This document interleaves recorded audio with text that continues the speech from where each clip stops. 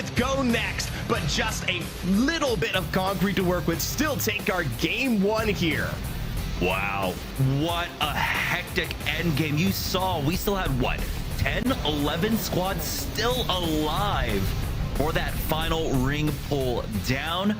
And in that chaos, Alliance were able to pick up a lot of KP, but they weren't able to finish things off. Coming down to FaZe versus Go Next there, it was anyone's to win here. Yeah, especially as we saw them on that low ground for Alliance, it was just counting the seconds for one of these teams to at least see that separation and take advantage of it. I wish we got to see the transition for Go Next there, because they were in such a highlight position. And even though they didn't have the height to work with against FaZe, them being more full, having the wipe against Alliance allows them to set up for a perfect reset there to take the dub. Yeah, one of the difficult things, especially in a late game like that, is just navigating when you have an opportunity. The actual time to be able to heal up. But as you can see here, Alliance, despite coming down in third, they were still able to pick up 6 kill points for themselves. For Go Next, though, there was so much action in the last 2-3 zones. They were able to pick up 11 kill points for themselves, 23 points overall after game number 1. Yeah, and you can see here, look at that kill point spread. Given the fact that there were so many teams left alive here, you see them all aggressive across the board. Everyone was finding a little bit of an opportunity to wipe the squads that were set up upon next to them here in Neon Square, given the extension of that game. Yeah, it really did come down to just that simple fact that that ring pull kind of created the perfect environment where we would have all of our squads still alive in round 4, round number 5. Shalala, one of the few teams that we would expect to kind of send it on to any fights, went in early on. Alliance and Gaming, you know, even though you would give out the edge to Alliance overall in a perfect 3v3 team fight, because the position they were in, they couldn't send it on to Game and Gladiators, who ended up kind of pulling off from that fight. And so we had a very, very tame first 4 rounds there with very little action, and it led into basically just pure chaos where so many different teams could have come out the winner there. Yeah, well, in the end, we do see Go Next at least represent for our first match of the day. Maybe not what you were expecting, but I'll tell you what, there's still 5 good games on the board for anyone to get their chance to shine.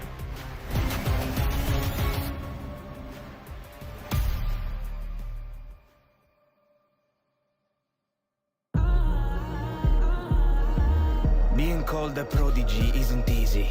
The pressure, the expectations.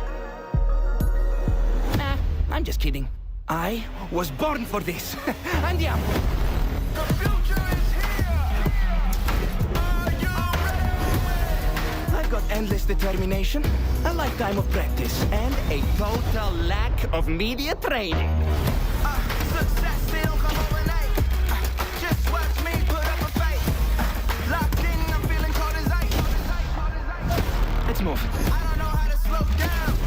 Found my target. Time to say ciao. Doing work on a holdout. It's looking like it's a blowout. More eyes on you means less on me. Putting an audio on top. Making my way up to the top. Sing it out. The first in line, the next in line. I can't deny I'm in the games, I'm on your screens, and now I'm on billboards. Check this out. Que figata! It's looking like it's a blowout. Putting an audio on top. Making my way up to the top. Coming in hot. The first in line, the next in line. I can't deny. Later, champ. Here I go. Do it again. Surprise. Woohoo!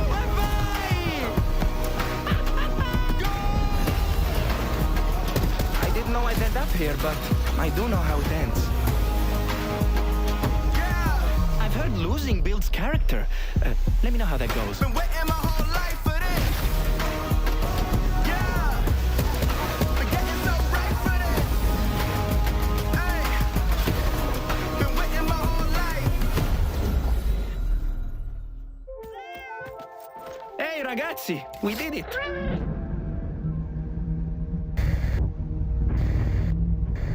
Pay attention.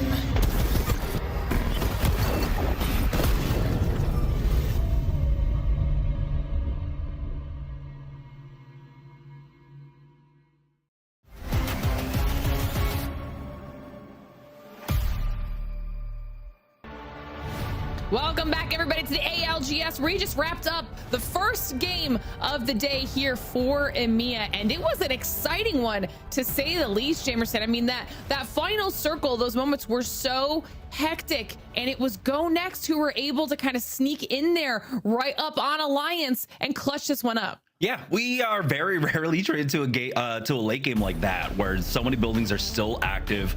And there was in the mid game, there weren't too many teams that were in very strong power positions to really try and whittle things down in their favor, right? This just purely became urban battlefield, and you can see the pure chaos that Alliance were playing off of, constantly utilizing that altar to find the flanks on squads, come in, peek, armor swap, get back up to full, and then go in for some more KP. Ultimately for them, though, this was just too much chaos, too many catalysts that were able to split up the fights, that Alliance weren't able to find the same kind of opportunities, right? Even though they had some good ultimates to utilize here in the late game, the Motherload, the EMP all coming in, there were still too many teams alive for them really to find that moment to just win out in the game.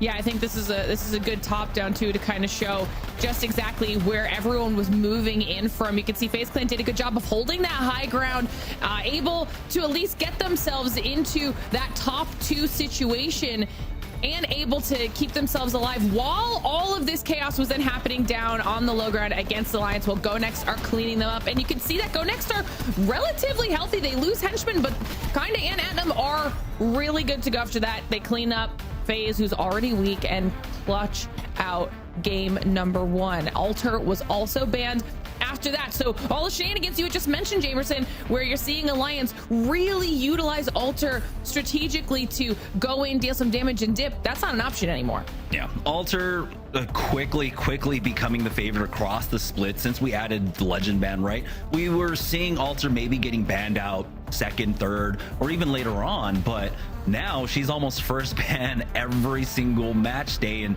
no surprises there whatsoever. She provides so much utility for the squads, and in particular when we have rings like that, you saw the kind of chaos in the fights inside of the buildings.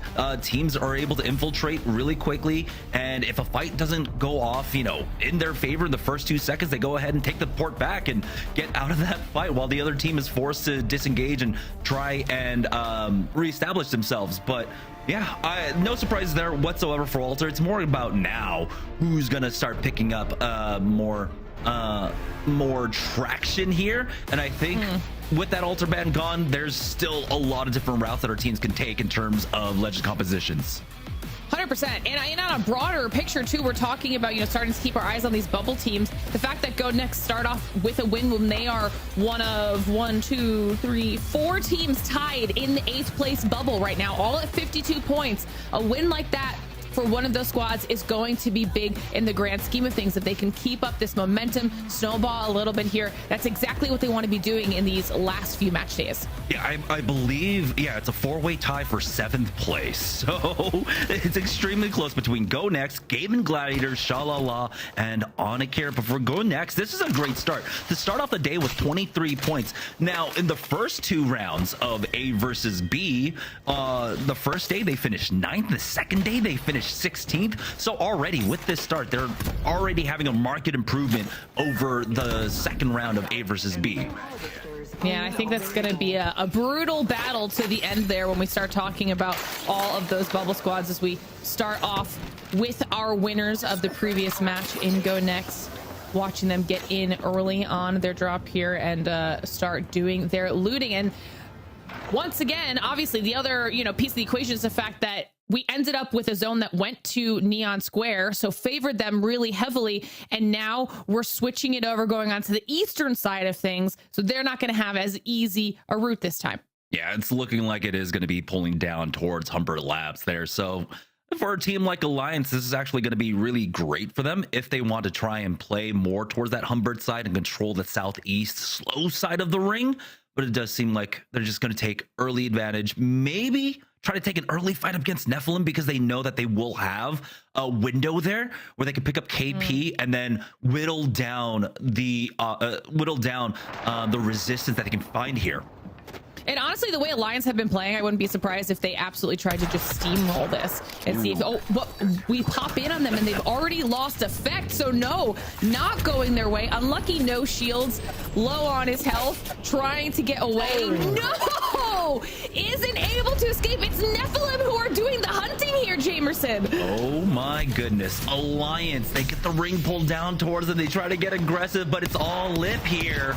Taking out 2 members of Alliance. We'll see if the third does end up getting away. Nephilim might want to chase this, but they're also in a very strong position in the zone right now. It does look like the lip wants to finish the job, but never mind. He's going to take the time to go ahead and craft this one up, giving Alliance possibly an opportunity to get back into this game.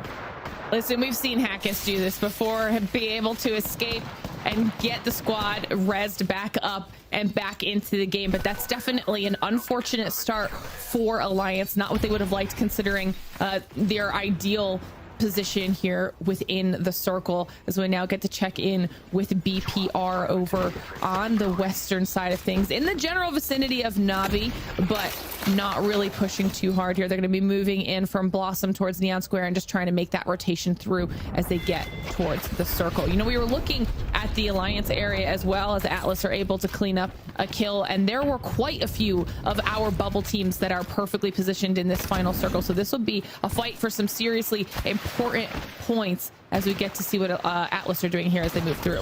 Yeah, I mean, particularly, you're talking about Gaming Gladiators, Shalala, and Onyx, all 3 now in the center of the zone. And so, for, I think, like a team like Shalala for Dragons, you know, that's not where they want to be. They want to be able to get a bit more aggressive, control a lot more of their own destiny by being able to take fights on the edges instead of hoping to be able to get get points with teams rotating in. Hackis, though, has been spotted out, and it's not Nephilim chasing after them. This time around, it's going to be Stay Healthy Mexico to finish off Hackis.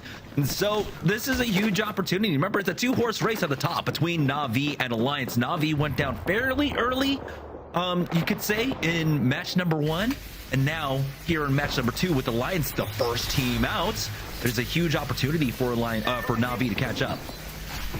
Definitely an unfortunate situation there for Alliance. It won't do anything for them in the long run, but what it does do is it also opens up a massive potential points bunch, an opportunity for these other teams to get some points on the board. One of them being Onyx, who are already pretty comfortably set up. We're getting an opportunity to see if they maybe have any angles where they can do a little bit of damage here and poke at some of these teams to be annoying, but they are a squad that looks comfortable, and you can see just how much space they have to work with right now. Yeah, they do have to be careful, though. We still have a lot of those legends that are around that can instantly close the gap on you, right? Pathfinder is still in play. We still have Ash in play. And so in the particular position that Onyx are in, they're not feeling too safe. All they really want to do is, of course, just keep teams at bay. And that's a nice thing about where we're at in this split, especially with the weapon meta. You have those options. You've got things like the 30-30, the G7 Scout, the long-range weapons they can use to keep teams away from your position. So right now, that's what they're working on, making sure that they're in the center of the zone and no other team is really trying to join them. For Cat, though, they're just trying to hold down here on the southeast side right now of Humbert Labs. We do have a few teams in the area. Stay Healthy look like they're above them. Atlas coming in from behind. So Cat really have to keep their head on a swivel right now because the team can approach them from multiple angles. Yeah, they definitely don't want to get wrapped right now, and you can see that they can sense that they may have overstayed their welcome as they decide to back off and maybe find a little bit safer corner to put themselves in right now. CJ coming across. 2 enemies able to instantly crack Thor and get that knock. This is a great start for Cat. Oh my goodness, we've seen the Devo time and again. When you're able to get it upgraded all the way, you just melt through, and you can see how quickly that they're able to convert and secure those thirsts as well. They're not really going to chase after this. They have plenty of time, though. You can see that Tempest basically at full duration with those knocks and kills. But for Cat, fortunately, they're not going to find any more here. Luckily, though, I mean, they were able to at least clear up some space there. They didn't like their position initially anyhow, moving out of Humbert Labs. They were able to somehow get the jump on that fight, which I feel like they got spotted out. I thought they were seen from the other end, but no, they still had the information knowledge there. They also did a really good job of doing that quickly. They didn't stay in the fight for too long and open up an opportunity for Stay Healthy to jump in for a third party there. You can see the solo on Atlas is able to escape, heading on over to Old Town, seeing if they can craft up and get that res, bring the squad back in for the fight. So still an opportunity there for Atlas to not be out of this. But you can see on the southern side just how many teams are starting to try and get themselves involved in some of the action, and they're all going to have to move. Yeah, with this ring pull, right?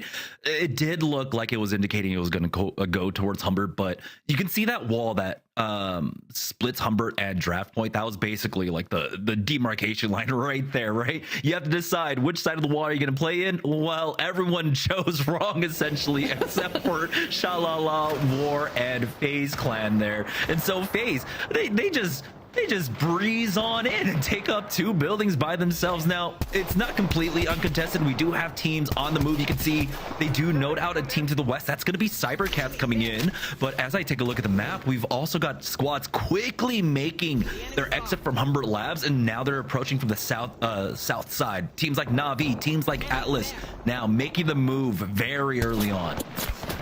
Yeah, that the timing on that rotation worked out really well for FaZe, as they are currently trying to defend their position, seeing that they can make sure that, like you said, Cybercats aren't getting too close to them just yet.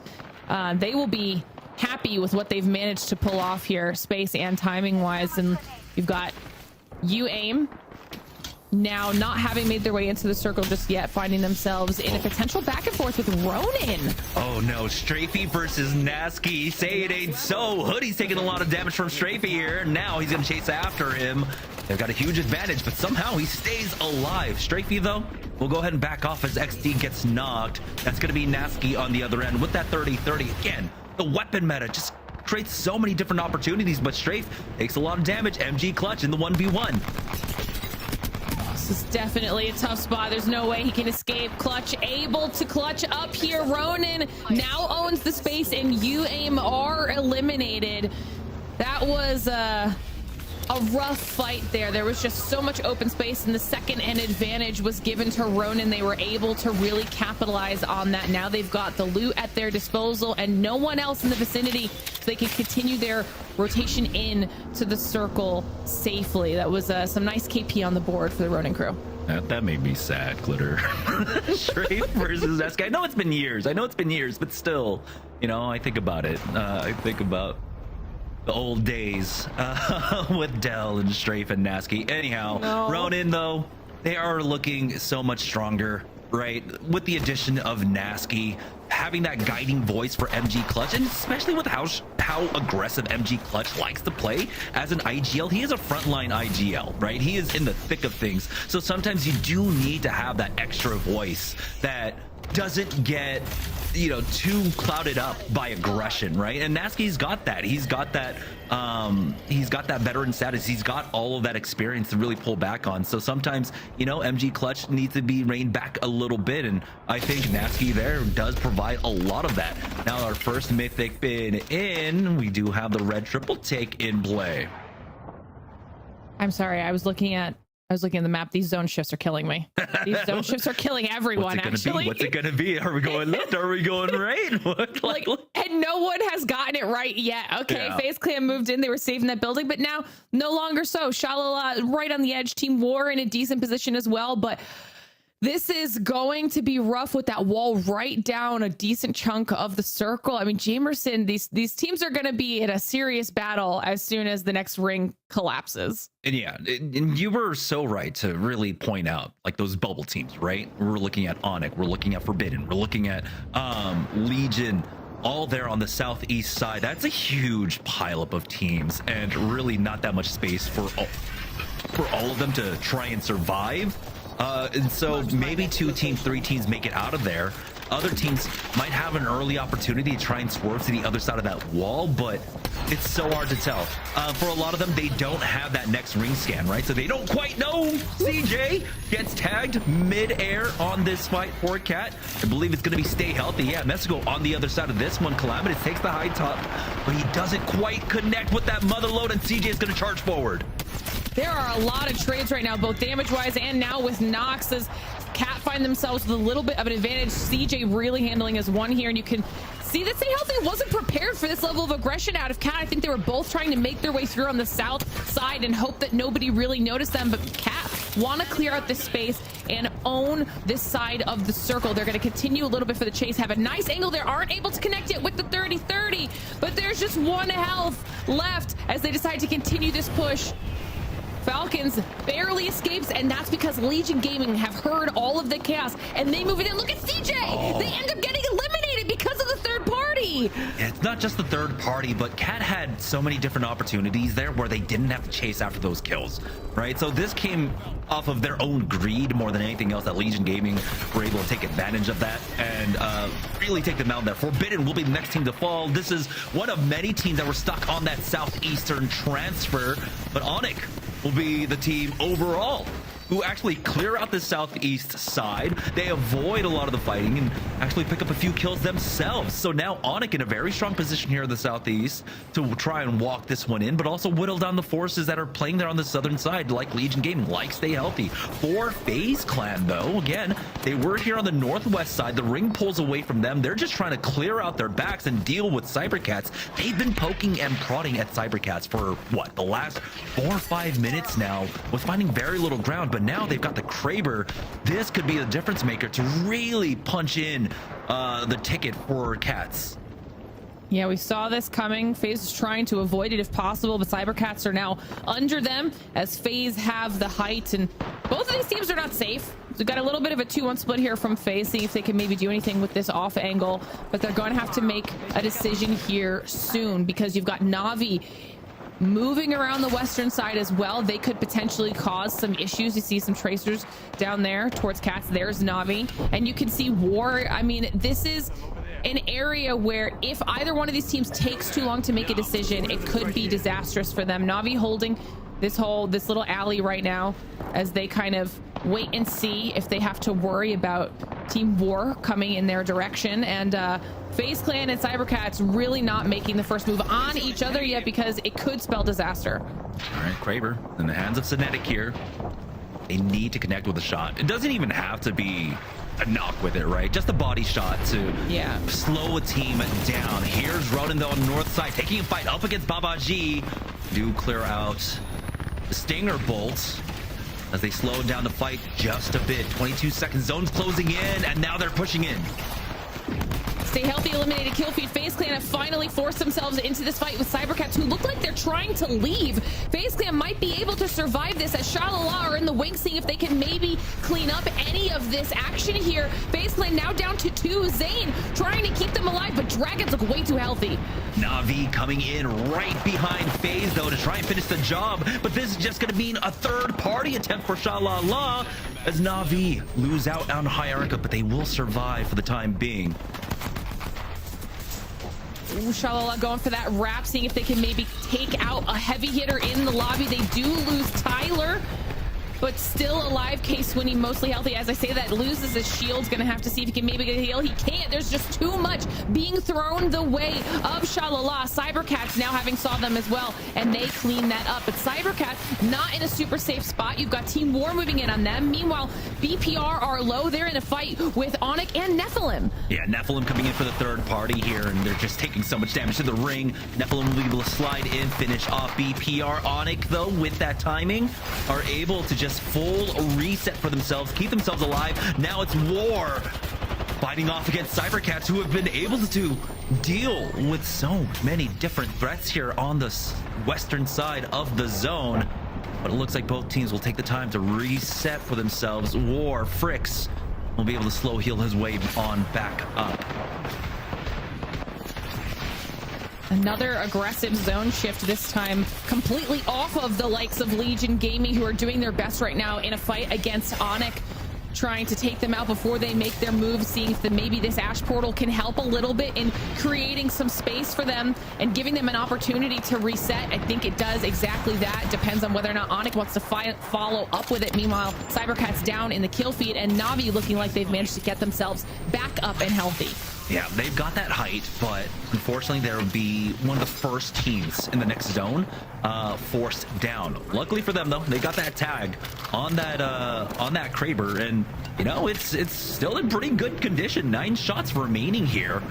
And I think there's really like about 9 other players left in the lobby for them to target that one on. So you got to make each shot count. Never mind. We still have 7 squads still alive here.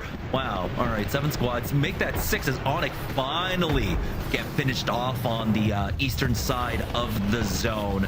And most of our teams are spread out fairly evenly. You got Na'Vi to the north, Babaji on the northeast, but Nephilim and Legion are stacked on top of each other, one on the bridge, one on the low ground there. For Nephilim, their big threat really is the other team on the bridge. That's going to be Babaji. So they don't want to drop down until as late as they can. Ronin going down brings us now down, Glitter, to our final 5 squads.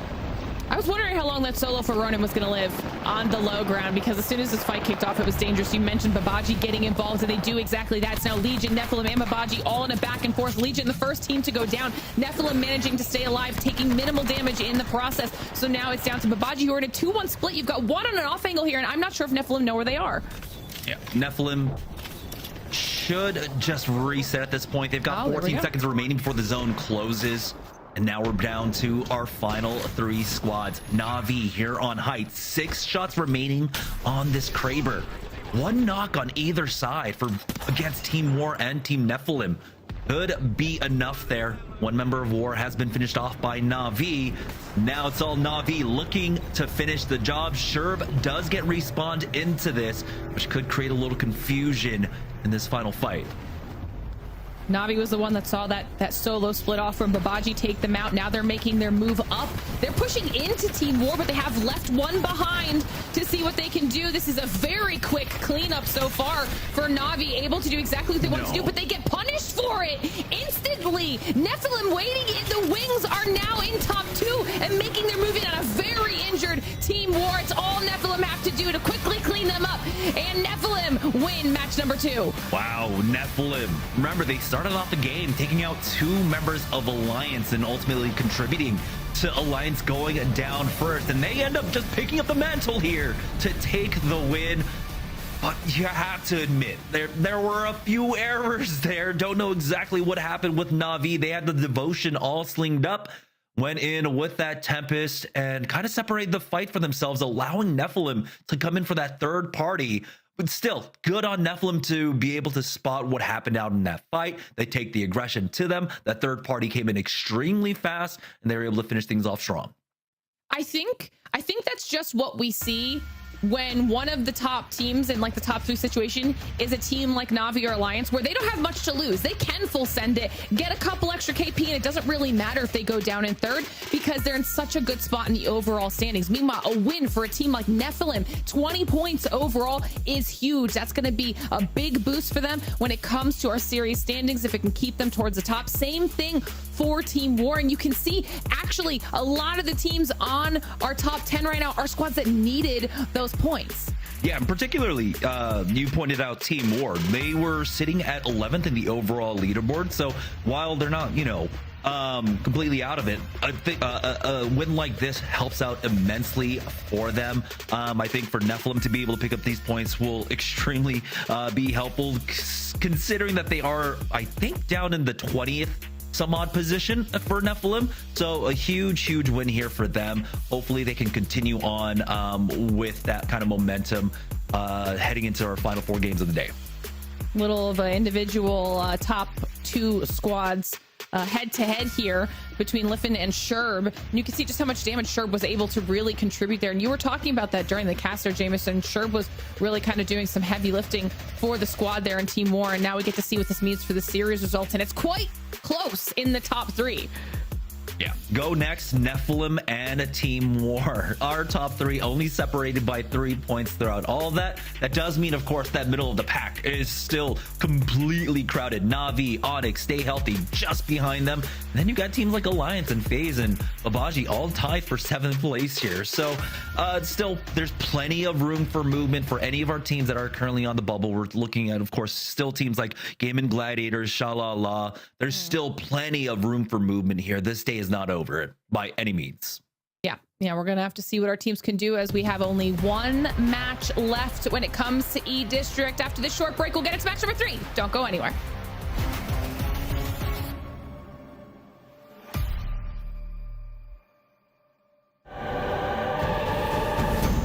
All everyone, I'm super excited to introduce to you our newest legend, Sparrow. It's been a while since we've had a recon legend, and we wanted to bring one that offered a new, unique way of tracking enemies. He's also extremely agile, which allows him to excel at traversing the environment. Let's jump into his kit. For his passive, he has double jump. This allows him to have a second jump while he's in the air. He also has a unique ability called wall launch that allows him to quickly get to the top of walls by pressing jump while climbing. For the tactical, he has the tracker dart. This can be shot out on any surface and will reveal enemies that get within sight of it. Enemies that are revealed will have a trail that can be seen through walls, and will also have a marker that shows the distance the enemy is away from you. For the ultimate, we have the Stinger Bolt. This is a large arrow that will be shot out and planted into the ground.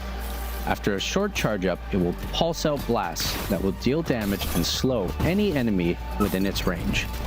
Sparrow will be unlocked temporarily for free at the start of the season, so everyone will get a chance to play him, and he'll be yours to keep if you can beat a set of challenges. Jump in and try Sparrow in our newest season, Prodigy.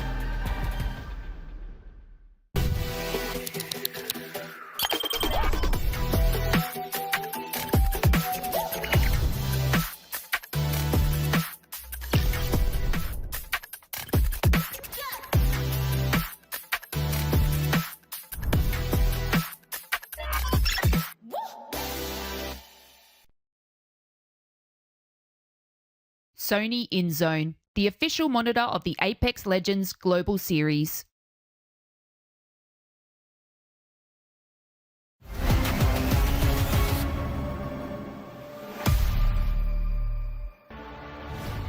I'll tell you what, from low ground dominances like Go Next to turnarounds and quick cleanups with Nephilim, we're seeing a resurgence of the teams that need it here most in our final start to our round robin. Yeah, and again, it comes down to knowing that it's the final 2 match days, right? The pressure's on, and your win conditions or your overall split conditions, it's set in stone essentially at this point, right? For a lot of these teams, they can't really fight for that first place position, but they can keep their split 2 hopes alive. I'll tell you what, this last, at least, fight here between so many of these teams competing for space, I know we get to at least check out this final wipe off of the bridge from Nephilim. Great janitorial duties here as they are the cleanup crew through and through off of this match. But I'll tell you what, the bane of the existence of so many of these rosters is this building up here towards the north. Whether you are Shalala/Dragons or Navi in the end here, the tempo of aggression that was built from having such a confident position, just it ballooned so many mistakes here. Yeah, they had plenty of time to work with, and I feel like they kind of misread the situation on war on the low ground, right?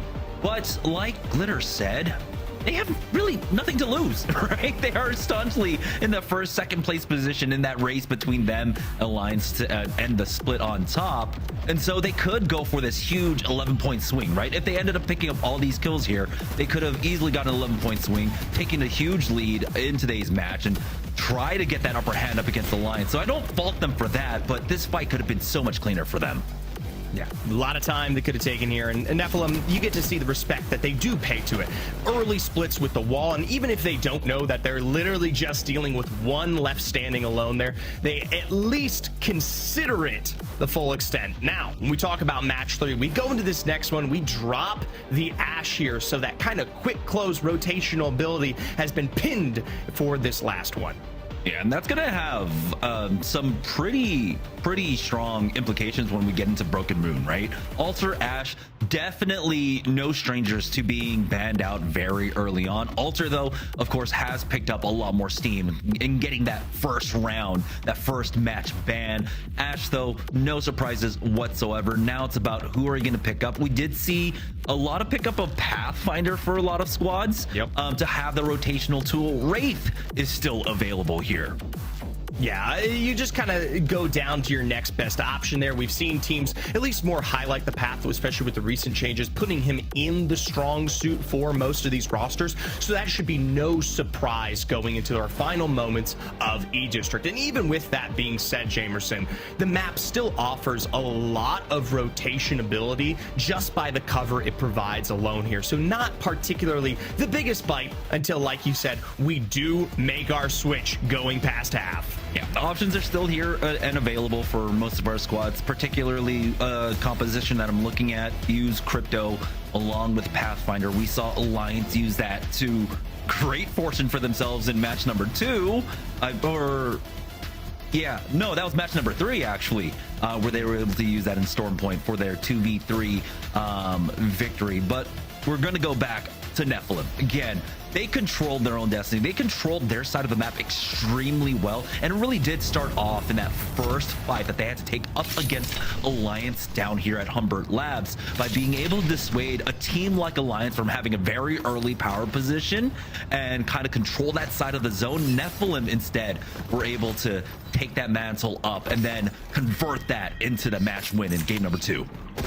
And we talk about the weakness of the start here for that Southeastern side. Alliance didn't even get to at least claim the same level of controller loot, and choked out by, of course, Arcade towards their west. They don't have a lot of sustained rotation options available here. So for Nephilim, at least paying their respects to the rotate comes up big from this time. I don't think they're going to get quite the same jump this time around here, especially as we take a look at this map. They're already probably going to be prioritizing this rotate ahead, given their early advantage. Yeah, now we're getting a northern zone to finish things off here, going up towards Galleria and E-Bank. I think most teams are going to opt for that E-Bank zone. You can see a lot of teams already starting to make that movement now. Even some of the northern teams starting to move down towards the south. You can see War looking to come in from that western edge, but again, a lot of our zones still very volatile. I mean, we saw it in the last one. Is it going Draft Point? Is it going Humbert? Where is it going to end up in the split?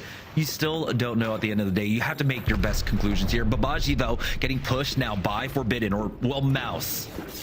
Yeah, Mouse already here, going to be cracking this door open. Nice utilization of nades. There is a soft split here from Baji that makes this push a little bit harder, given the fact that that height isn't completely safe here. So with nades down, and really no reason to risk this out with now rotation from the back, it is going to be something that they're caught out nonetheless. I was just about to say, they spotted out that third party extremely quickly and tried to move, but they left themselves vulnerable in that retreat. You aim, get on top of them, take out 2 with the help of Babaji on the other end. Still, though, they're not out of it quite yet. Oh, wow. We'll see if the third can get out, survive, get the res. You can see now Onyx moving quickly as well to get into Energy Bank. Yeah, they take their time on this one. They're not willing to go for the soft trades there. They were trying to see if it was a complete fight in the end. Meanwhile, curious to see if Mouse get to play for recovery here, trying to transition as a solo outside of Energy Bank is about as hard as it gets here. UAIM, of course, taking their position for the time being. Especially for the teams that will be slow rotating into this zone, there are so many factors here that are working against Mouse to try to get back into this game. You got teams like Alliance that will be coming in from the south, particularly right now. Stay Healthy are kind of posturing around there, so it might be very difficult for 0-0 to get out with these banners. Picking up the banners. Oh wait, never mind. He respawned. Wow, we're going. There we go. Now, will they be able to survive? You can see now the EMP comes in to create a little bit more confusion as Aku and Lufka get to the ground there. So great recovery for Mouse. We'll see if they can stick the landing, though. Max strafe up on the top side here, at least putting the damage down where it counts. 0-0. Pinned for the time being. They'll get the full wipe on the other side, though, to even the playing field here. I don't know if they'll get 0-0 back up anytime soon, but with this height advantage... Shout out from the other side. Information plays against them on this peak here, especially with other squads across here holding these angles. Yeah, as every second goes on here that they don't recover 0-0, the more and more difficult it becomes. But it does seem like they find that small moment finally to be able to get it. Onyx actually looking on and keeping a lot of other teams at bay, so they create the opportunity for Mouse to get up as a full 3. For you, AIM, we'll see if they can get their third player back on in. But with round 1 closing, we're getting so many teams now into Energy Bank. We still have about 5-6 squads playing the outer edges of this zone. And honestly, again, we're left with a similar ring as as match 1, where there's still a lot of playable space in round 2, round 3. So these teams that are making these late rotates can take their time. Yeah, something to really note is the fact that there is no space considered in Galleria, given the fact that we are playing for the zone pull on this Western Energy Bank side. But what that means is, especially for so many of our teams that are on that low rotate out from the north, they will have that as a complete option to work with just for survivability alone. For a team, say, like FaZe Clan, who, at least defensively, is on the back foot, could potentially pick up this KP against the Cybercats. Yeah, no survey beacon over on the Galleria side, only the ring console. Makes it a pretty easy choice to just go into Energy Bank and try to get an early position there. If you had the UAV, you could play a bit more flexible off of Galleria, but I think without it, you just have to commit to a side at this point. For FaZe Clan, though, like you had mentioned, they got into that small engagement. I think FaZe are going to continue to play very slow here on the edge of Cybercats. That's basically what they've been doing over the last 2 games so far. It does seem like Mouse full recovery here, but again, with the respawns of Lufka and Aku, that means their economy is in absolute shambles, and you can see it there. Lufka only left with 3 syringes to play off of. This is nothing. This is worse than nothing. This is a position where now you have to make a move to at least survive here, and Temp is down on the defense to push for this building means that if a fight takes place, you just get the one chance. We'll pull back to zone here, see some of those slow rotating teams, especially as we do start to see Nephilim as the first squad to try to take up position of survivability within Galleria, probably likely to get that zone scan and then rotate out in a way here. But teams like Alliance, Legion, Ronin, they still have yet to make for a stable claim. I will say Energy Bank does allow for a good chunk of transition still yet available, especially given the fact that that zone pulls slightly closer to that southwestern side. There's a lot more to work with than BPR with their current wide split is showcasing. Yeah, you noted that Nephilim move into Galleria. They get the ring console and they know. They know exactly why every team decided to go straight towards that Energy Bank side. Again, it was, of course, like a 90 to 10% or 95 to 5% chance there that it pulls over to Galleria. And so every team made the right decision, getting their way into E-Bank instead. For Nephilim, though, they have some friction that they have to deal with. FaZe Clan to their north, Gaming Gladiators to their south here. You can see that it's a pretty even split across the map and how teams want to approach this final zone going into E-Bank. Some teams want to have maybe less friction or hoping for less friction there on the northeast side. And so you do have Gaming Gladiators moving up there. For Cybercats, though, it looks like the friction's coming their way. They've got to fight on top of them, and it's going to be Ronin once more. And they're the ones that are on the aggressive end of this one, have not slowed down since their initial tussle against FaZe here. Now, Mahnzey pushing up, of course, with that full gold rampage raring to go here. Branch is just trying to play for the tackle with extra information, but lands directly in the face of Ronin from the other side, though. Mahnzey is trying to clean this one up as quickly as they can, able to find double tack down, double knock to at least find them their success here. The Cybercats, as aggressive as they've been here, this was riskier than I would have liked to have seen. Ooh, boy, that temp is really working out for Mahnzey at the end there, and it looked pretty dicey with the R9 just completely whiffing there, but you can see that they were able to buy just enough time. The knockdown shields providing enough cover there for Mahnzey to finish things off. Ronin going down there, and that's very unfortunate because, you know, Ronin were firmly in that 6th place spot, but we're talking about teams like Go Next, Game and Gladiator, Shalala, all those teams on the bubble now with 2 solid games for a lot of them down. Now really starting to catch up against Ronin.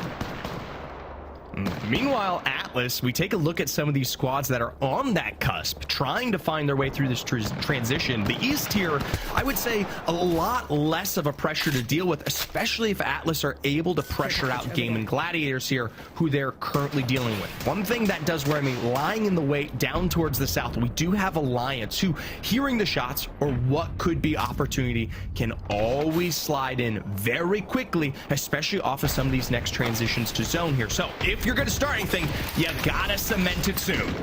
For Na'Vi, they're just trying to hold out. You can see Slab got a lot of utility to keep this team at bay, and we'll just go ahead and force them back and buy time for Uchako to heal back on up. And so this is what I love about Fuse. You know, you've got so much zone control that if a team tries to push in through a choke, well, you can just keep them at bay and buy so much space for your squad. For BPR though, looking to try and get this res on to Clownfish. It does seem like the pressure has abated as teams back away that stay healthy. Na'Vi both backing off as we have a Mythic being spawning for Alliance, though they find themselves in a fight here up against Legion. That zone not quite punishing enough to at least stop Legion from being a nuisance here. I know Alliance with that Tempest, they don't want to stop this one here, and they've got the time to do so. Pay their respects as they will. 1 minute on the clock, the rotation ahead, they've opted to walk away. Meanwhile, for BPR, they instead, with the flaw reset coming off of at least Energy Bank Central, try to work their way in there, but with wall down, can't quite capitalize in time here. Yeah, really strong sense of awareness coming up from both squads, from both ends of this, right? Legion were on the verge of getting sandwiched there. Alliance were on the verge of committing onto that fight of Legion, but they sensed something and they backed off before BPR came in for the third party. So this is all positional gaming here. For UAIM, though, looks like a lot of utility will go on down. Missile lock onto one, so he is in sight of a ballistic, but it does seem like UAIM will just go ahead and back away from this fight. Never mind. They're not going to be given that option as the Cybercats are able to get the knock onto XD and follow up. They should be able to secure this thirst. UAIM are not out of this quite yet, but they're not out of the fire either, as they're running into Na'Vi, running into Stay Healthy. So many other squads still alive here on the southern side. FaZe Clan, their northern rotate has been yet an answer to be found here.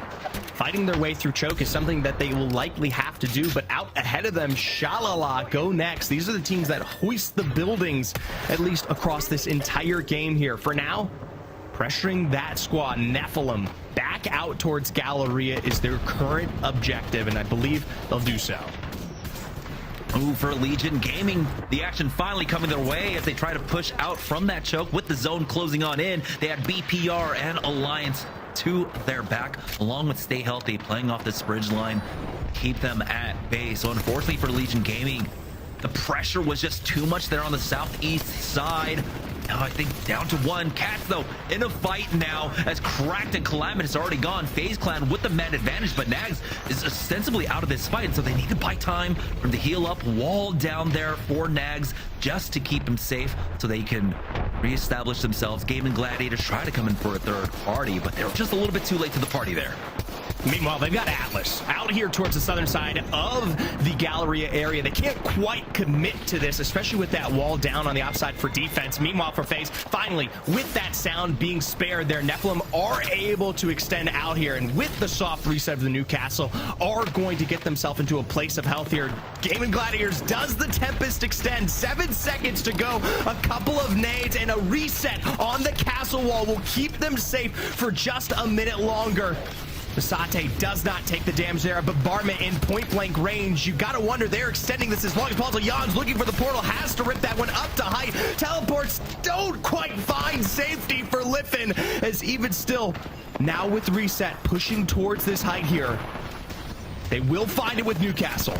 GG know that they are within reach of trying to win out this game. Funk has to be careful. They will finally finish them off, but the third party is up coming in from the other side. You can see GG lose out on one. There it is. Nephilim continue to push forward, but they will finish them off. GG with a huge fight win here. Zephyr clears out a large portion of this northeast side of the map. Give them a lot of space to work with, because you can see, or if you look at the map, a lot of the teams now are choked up on the western side here. We have a few teams there on the eastern edge, but Gaming Gladiators are large and free here on the northeast side. Yeah, huge shout out to Nephilim there. Literally scrying for success every step of the way. Just that one final knock makes it too hard off the third party. Zones to close out here as Cybercats. This is one of those Western teams we talk about on this rotation. Haven't quite found themselves a home, and with these shots, drawing the attention of Na'Vi here, have to set themselves up. Na'Vi They hear the location. They don't quite see the objectors. We'll pull it out for now. Meanwhile, have to be paying respects to their own rotation there. Getting shot out from Tempest across. Yeah, Atlas looking for a position of their own, but they've got to clear out their back. They've got Onyx right on top of them, losing out on Tryhard Thor here. And they're trying to secure any kind of KP for themselves before they end up going down. BPR will get eliminated here as Atlas in the 1v1. Kizaron gets moved on, but it's not enough. Oh, unfortunate end as we're now down to 9 squads remaining. Make that 8 as Cybercats fall to Na'Vi, and now it's Alliance coming in for the 3P. There's no health here. There's nothing for them to work with. They've got the cross, but they have to wait out the fuse. The heals just on the bare edge. Numbers advantage with a couple of nades will do the job. More than unlucky. Has to look for the Pika's Hall, but this is given time for Yarka to please put some health back on the board. Cracks ahead, still even, playing around the pillbox here. Switch to the 30-30 for the one shot necessary. Meanwhile, Team War from the other side are wiping out the third here to cement the deal for Alliance. They'll pull back to a place a bit more safety. They want that height to work with. Alliance are gifted a complete fight there. Now it's all about converting off this position. It was a hard-fought one, and now they've got the southern side of the zone to play off of. Forbidden, their biggest threat, really, to try and contest them here. For Team War, they still have a lot of fighting ahead of them with Go Next, with Shalala, and now Gaming Gladiators coming in on the other side of this one. It's not quite free for them. They were still in a strong position, but now Shalala end up getting eliminated, so it becomes a little bit easier for them. But we still have 3 teams basically stacked on top of each other here on the northern side. Meanwhile, for Alliance, shots are free here. Like fish in a barrel, they'll launch this one with a quick Tempest as well to pick up as much KP as possible. Survivability isn't something in the books here for Baba G. One final member, Bad Sniper, pinged aggressively out by effect. They want to make sure that this full extension of land ahead of them is clear. With that, War on their drop now with the full send to Gaming Gladiators. At least the one break the door open before the revive. They don't even need it. Go Next are the ones to find the final member. It's our final 3 squads remaining. Go Next, Team War, and Alliance. And Alliance are feeling themselves. They still have plenty of time on this Tempest, but Effect takes a lot of damage on the retreat there. Lucky, though, with that trade, they're not going to get pushed. They need the reset on the other side. You can see now, Team War and Go Next stacked on top of each other. Team War have popped their Tempest. They're looking for a knock. They're chasing after Go Next, and they will be able to get the knock on the Henchman. We'll see when Alliance pulled the trigger on the third party here, though.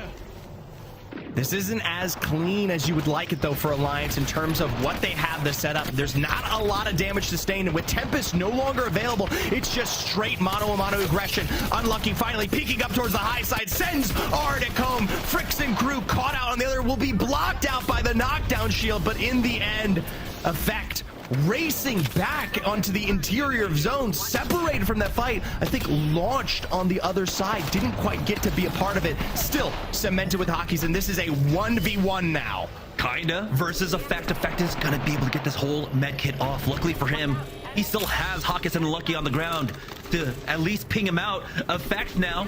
Old Devotion hit it with a singer. We'll see though. Devo popped and ready to go. Kinda on the other side. Nades down, and now Effect wants this 1v1.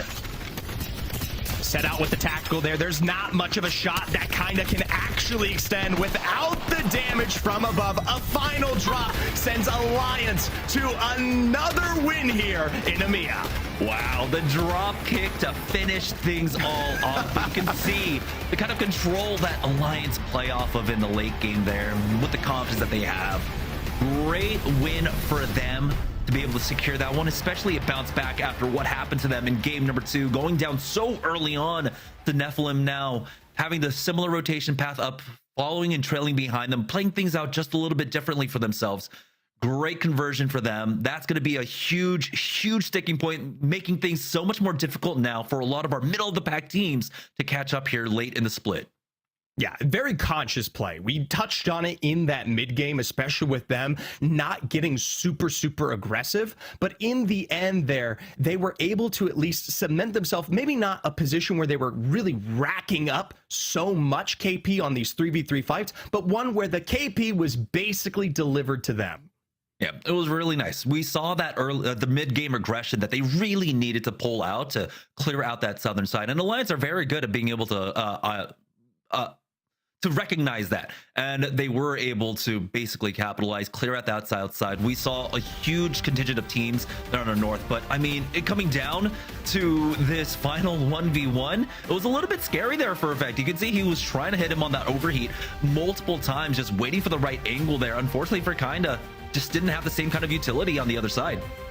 Yeah, I'd love to go back and see the individual perspectives there from Alliance at some point, because the separation of that roster on the full send is not something that explains itself on just that moment alone. Either way, though, you got to see it, whether it was on the exterior of Energy Brink or just completely slaughtering squads across the board. They walk out of that game with a confident and happy 28. 16 kill points, and it's still an odd thing to say when it comes to Alliance, but that's kind of like almost an expected result, right? When we talk about Alliance, when they have to make longer treks, when they have to make longer rotations to get into zone, that's kind of what's expected of them, to be able to pick up these huge KP wins. And no surprises here whatsoever. Effect, unlucky, both coming in. 7 kills for Effect throughout all of that. The damage, though, very, very close. 2,300 going over to towards Effect, and Unlucky with 21, almost 2,200. They're monsters. They're both monsters at the leash here of Hockeys, and as a result, with his commands on board and their absolute dominance, will send this team into the top position here. If you didn't see it coming, then you just haven't been watching here. A big shout out to Team War, though. We didn't really touch on them on the last night of the series. Double digits, 15 points up above, allows them to fight for that second place. Yeah, I mean, a Nephilim up there as well. This is shaping up to be a really fun series here so far. You know, we knew that Alliance going out early in game 2 was just an unfortunate circumstance for them, and then coming back and answering that with a very strong 16 kill win, and in the fashion that Effect did it. I mean, very Alliance of them to close out E District there. So now let's take a look back at Final Circles 1 through 3, because after this, we're changing our maps. Match number 1, got to go all the way back to the beginning of the day. Zephyr, talk to me about these final moments.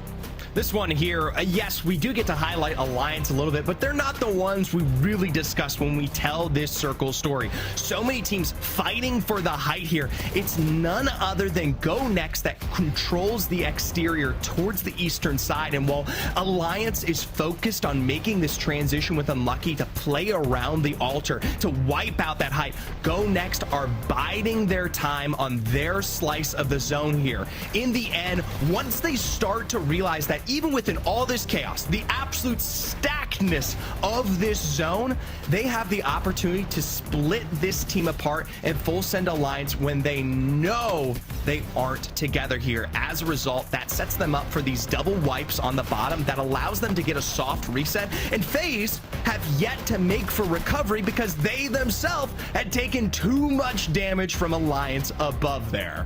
Yeah, really strong finish there by Go Next to close out the first game of the day. And then we jump on board to game number 2. And we were wondering, will Navi be able to do anything here with the Kraber in their hands? They started clearing out these teams down there on the low ground, and then they decided that they were just going to full send in. We talked about this a little bit. It's an opportunity for them to get some extra KP here on the board, so it wasn't like they needed to get the win, and so they decide to make the push in, go after War, and that just really opens up the opportunity for Nephilim in the wings to take their time, move in, and get this third party. And we were talking about this a little bit. It's an opportunity for those teams that are really looking to get some points now that we're in the final portion of our round robin to do exactly that. Nephilim move through after Navi is eliminated, just down to the dredges here for Team War, and Nephilim clean that one up. And then we got to see Alliance supremacy, like you called, Jamerson, at the beginning of the day. I mean, this was definitely a final circle that worked out much better in their favor. For E-Bank, there are a lot more positions as opposed to the last 2 games where Alliance had opportunities to really hard control the late game. We saw when it came to game number 1, we still had, what, 11, 12, 13 teams still alive when we went on over to Neon Square. Same thing down there at draft point. Well, I mean, they didn't have an option, right? Because they got taken out so quickly. But even at draft point and at Humbert Labs, they wouldn't have had the same amount of control that they'd had here at eBank. But once they were able to cement themselves into the very strong, basically God position here at eBank, they kept it. With Zone 5 closing, they were able to clear out that south side. They had a lot more control than we saw in game number 1 in particular, and then they were able to end things out. Now, it got a little bit scary. Not gonna lie, going 1v1 up against Henchman here for effect, but he was able to get the full reset. He had that red armor advantage, and he also had the team on the ground, giving the pings out, so they knew exactly what the position was. Hits the stinger, has that advantage overall. Of course, that overheat that kind of has to worry about, tries to wait it out, but really that doesn't happen at all because he's got the Tempest on the other side. He's got the movement speed. He's got that charged up Devo. He can do whatever he wants at that point.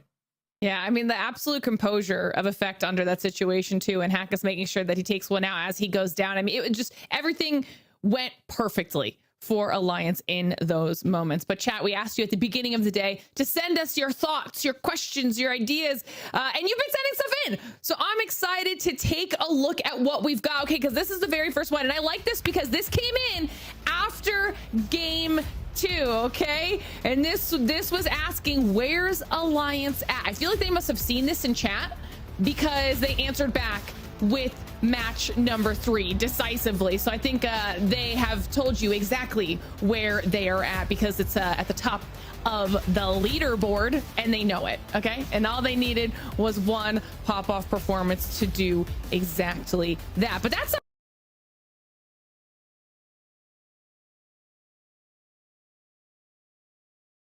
we got. All right, we have some more that came in, and I'm excited to talk about this one because Jamer said we were watching it live happen. Game 2 had history of ALGS. It was literally ping-ponging back and forth, pulls right, then left, then right, then left, and honestly, the teams couldn't call it either.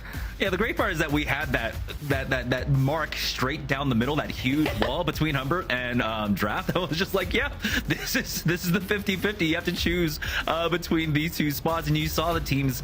Once the pulls were happening, they were like, okay, we're gonna go over here. Oh, and then pulls back over to the right. All right, we're gonna start positioning over here. And by zone 4, everyone's like, yeah, whatever, you do you, and then we'll respond in kind ultimately at the end. But that was one of the best behaviors that we've ever actually ever seen out of a zone. Yeah, it was super fun. So love that comment there from Lennon on Reddit as well. And then our final one, and I'm excited to get your thoughts on this here, Zephyr, because I think Vicky will cry if this is what happens. But hot take / prediction, Caustic will become hard meta. His AoE abilities have potential to counter the hard push meta we're currently in. This was a take that has been around actually for a while now, especially when we were seeing the kind of aggression built around Ashe when she was super busted. That was the immediate counter brought up by a lot of teams or team theory crafters, those who aren't actually in Pro League. And the reality is we saw a couple teams, notably Virtus Pro is one that stands out to me as a roster that was experimenting with this. But the truth is, when we talk about what other legends are available, especially control-based ones, yeah, you might be slowing the pace there, but when we talk about benefits available towards the rest of the team in your match as a whole, Caustic just doesn't quite have the same answers compared to things like Catalyst and Watson, who are still on the board. So everyone's going to be aggressive. Everyone's going to be on tempo. You will have the Ballistics, the Ashe. You're just going to deal with it.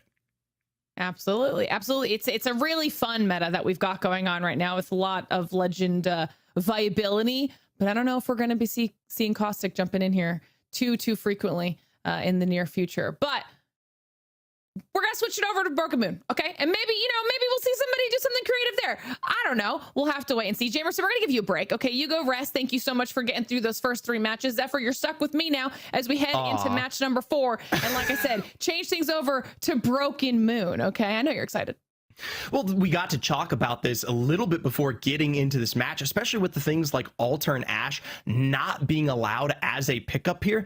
This is a map that will punish you for being caught out in many situations here. And with both of those 2 major mobility picks no longer on the board here, you don't quite have the safety to take your time like we've been seeing on E-District all morning. Yeah, I think that this is definitely another opportunity too for the teams that we've been mentioning as we've been seeing the first 3 matches progress that are close to that bubble right now to really get some points on the board and try and play a little bit of catch up. Now we keep saying it's the final round robin, but that also means, like you guys had mentioned at the very beginning of the show, there's only 2 more match days for each of these groups within the round robin. So if you are one of the teams that's playing today, that means you only have 1 more after today is said and done. So as we continue through this series, everything becomes more and more important. Yeah, we'll take a look here. Match 4, the big ban that comes through on this one notably is going to be that ballistic here. So, you know, cheaters beware, those who are abusing the Tempest. This is no longer an option for your team. We're getting back to the nitty gritty when it comes to some of these 3v3 tempos, because especially with this last match in particular, that really seems to be the go button for so many teams to get involved in fights, and that's no longer an option. Yeah, especially now that we're here on Broken Moon. We'll take a look at the draft as well and see what our teams opted to go with. And this is something that you guys were mentioning at the top of the day, you know, with Alliance at the top of the leaderboard, where are they going to prio their pick? And it was here on Broken Moon. They decided to go Bionomics. Well, this is something for them that is still very edge oriented, but will at least pay considerable dividends when we talk about getting that early loot advantage under your belt here. So a slight upgrade when we talk about this roster. For teams though like Navi, they're not far off. This is something where we might see them potentially run into each other depending on the rotation, especially as we move up towards that terraformer region for a transition point. Depending on the timings here, that could always be a power play in either one of these teams' belts, even if, say, your Navi, who has been aggressive all morning long, maybe wants to take it east. I also just want to shout out BPR's picture because it's the cutest dog ever that I've ever seen. It's my favorite thing to look at on the POI draft. I did not know that was a dog. I thought that was a smudge with a hat. Well, now that you know, you'll be better prepared next time we get to take a look at that as we jump on board with the winner of match number 3 in Alliance. Just mentioning them as we were taking a look at our POI draft as well. And now we get to see what they're going to be able to do with the very first choice that they wanted. We'll see what the GOATs are able to cook up. But the reality is this is a team that, unless we see like a Nephilim situation again, where they're absolutely getting gate kept or pressured back, there's not going to be much to write home here in terms of their setup for the early game. Even in games where, like last one, they had the option to potentially cater towards the east quicker, they took their time. On that zone 3, you saw them. They were nowhere close to anybody else. They picked the right moment to move into Energy Bank on E District there. Evo harvesters are now available. Yeah, right now for Alliance, it'll just be looting up, grabbing some information, seeing where it's going to look like they have to rotate through in order to get to the circle. It's going to be a little bit of a trek for them as well here as we get a first look at where it looks like the zone's going to be pulling. Yeah, this is something for them and many of these other squads where not towards the north of that terraformer region, we talk about the height disparity that isn't quite represented on this map, but going towards the divide, this is something where you can really delay your transition in towards either the Eternal Gardens or where we will likely see that end-all be-all choke out towards that kind of eastern stasis array area here. So for many teams, not quite even a position to discuss getting set up here yet. Most squads still really taking their time. This will be good, though, for Team War, who currently finds themselves at the top of our series leaderboard in second place, right behind the Alliance. And honestly, as a team, when it comes to the overall standings, who needs to get themselves up just a little bit because they're in that 11th spot at 50 points behind that four-way tie at 52. I mean, this could be an opportunity to have a really good series week and absolutely shoot themselves up the standings. Yeah, and they got Northern advantage there. No matter what they have a double pick potential. Meanwhile, for Go Next, trying to set themselves up through the choke there, getting shot from the at least other side. And they'll be fine. They've gotten themselves more than enough time here to play around safety. I would like to see them transition towards something a little bit more, we'll say, rooted in terms of a position. Meanwhile, for UAIM, this drop in aggression, not something that's going to pay dividends. No, they're in a bit of a tight spot. Max Strafe having taken some damage, no shields on anybody else on the squad either. They're just trying to see if they can maybe escape and get an opportunity to reset. Onyx here getting a knock onto XD in the process, and it's just a really big cluster right now. You've got UAIM in the area, Onyx stay healthy, Babaji, Nephilim, and all of these are squads that are looking to see if they can pick up some early game aggression. I like this extend from EQ. Down below here will cement Max Strafey out of the fight here, and this makes it hard because when we talk about exterior rotations back out towards whether it's the cliffside or stasis array, those are already taken. Most teams have already made the macro rotation to set themselves up for the end game, and now you're sitting on just one final member who's clearly well acquainted for. That was unlucky. No, that was actually it was UAIM. The dad joke coming in nice and early. I respect it. Right. Nah, I mean there's no escape. There's nothing you can do there. Meanwhile, I would say go next. This was the position I was hoping to see them take, because then they don't quite have a complete answer with Gaming Gladiators out here towards their east. But if they take that fight, they can try for either side of the wall. Meanwhile, complete opposite side of the map. BPR looking to get aggressive here onto Legion Gaming.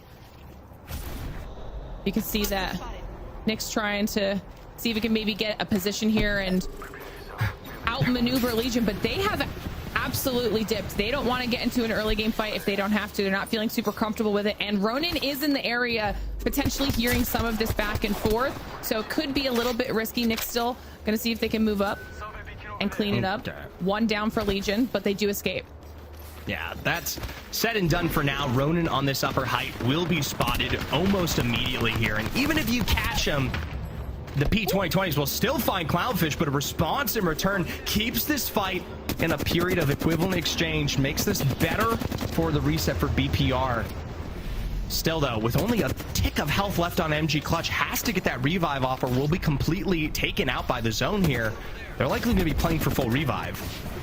Definitely an opportunity for Ronin to do a little bit of gatekeeping, but also starting to get a little bit risky with the time that it's taking to close this fight out. You're looking for that revive. They're going to do it here with the respawn, but Navi's now in the general vicinity, coming through underpass, looking to see if they can maybe move in on BPR and Ronin. Here's the best part. They don't have to. They just have to wait this one out here, given that they'll be able to track these shots in this rotation out loud for the remnants of this zone here. And if they set themselves up either towards that southern choke or northern, depending on the movement, they don't have to take any damage. They just have to wait.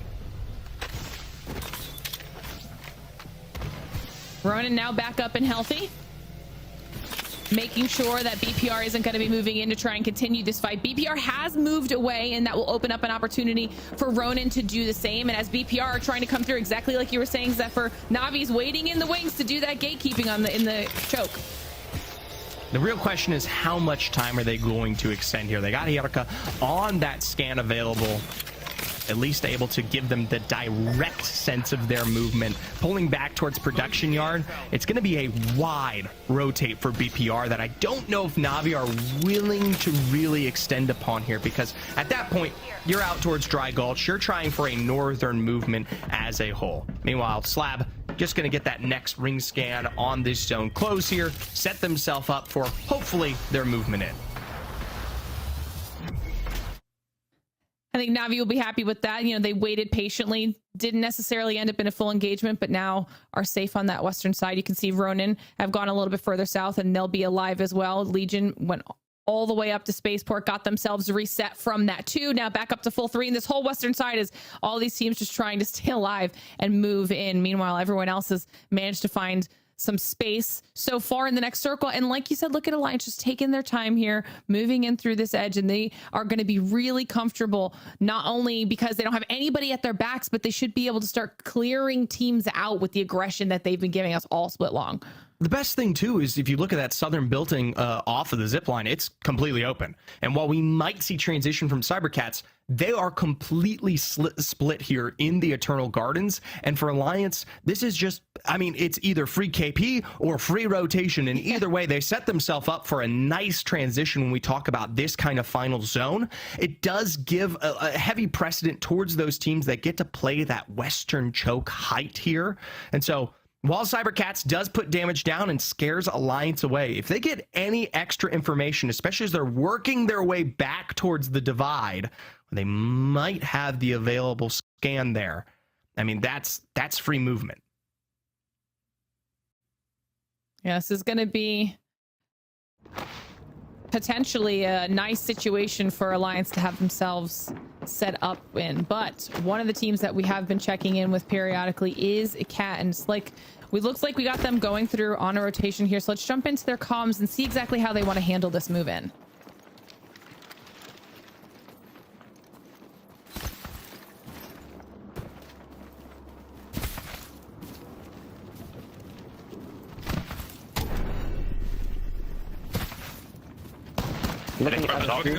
Yeah, I'm good. I think it's T9. Yeah. He's cracked. Yeah, we know those guys are still there. I'm trying to see left side. Left side looks clear. Sir. Yep.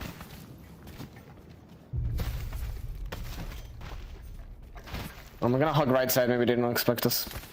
Yeah, just hog right. I'm gonna... If he's like close on the building, I can pull under him. Yeah. And then we can play for the fight that way. Yeah. Okay, ready. Walking up. Don't see anyone. Just pass behind this. Okay. Yeah. Then we go here and we run up the stairs. Don't take the zip. Okay.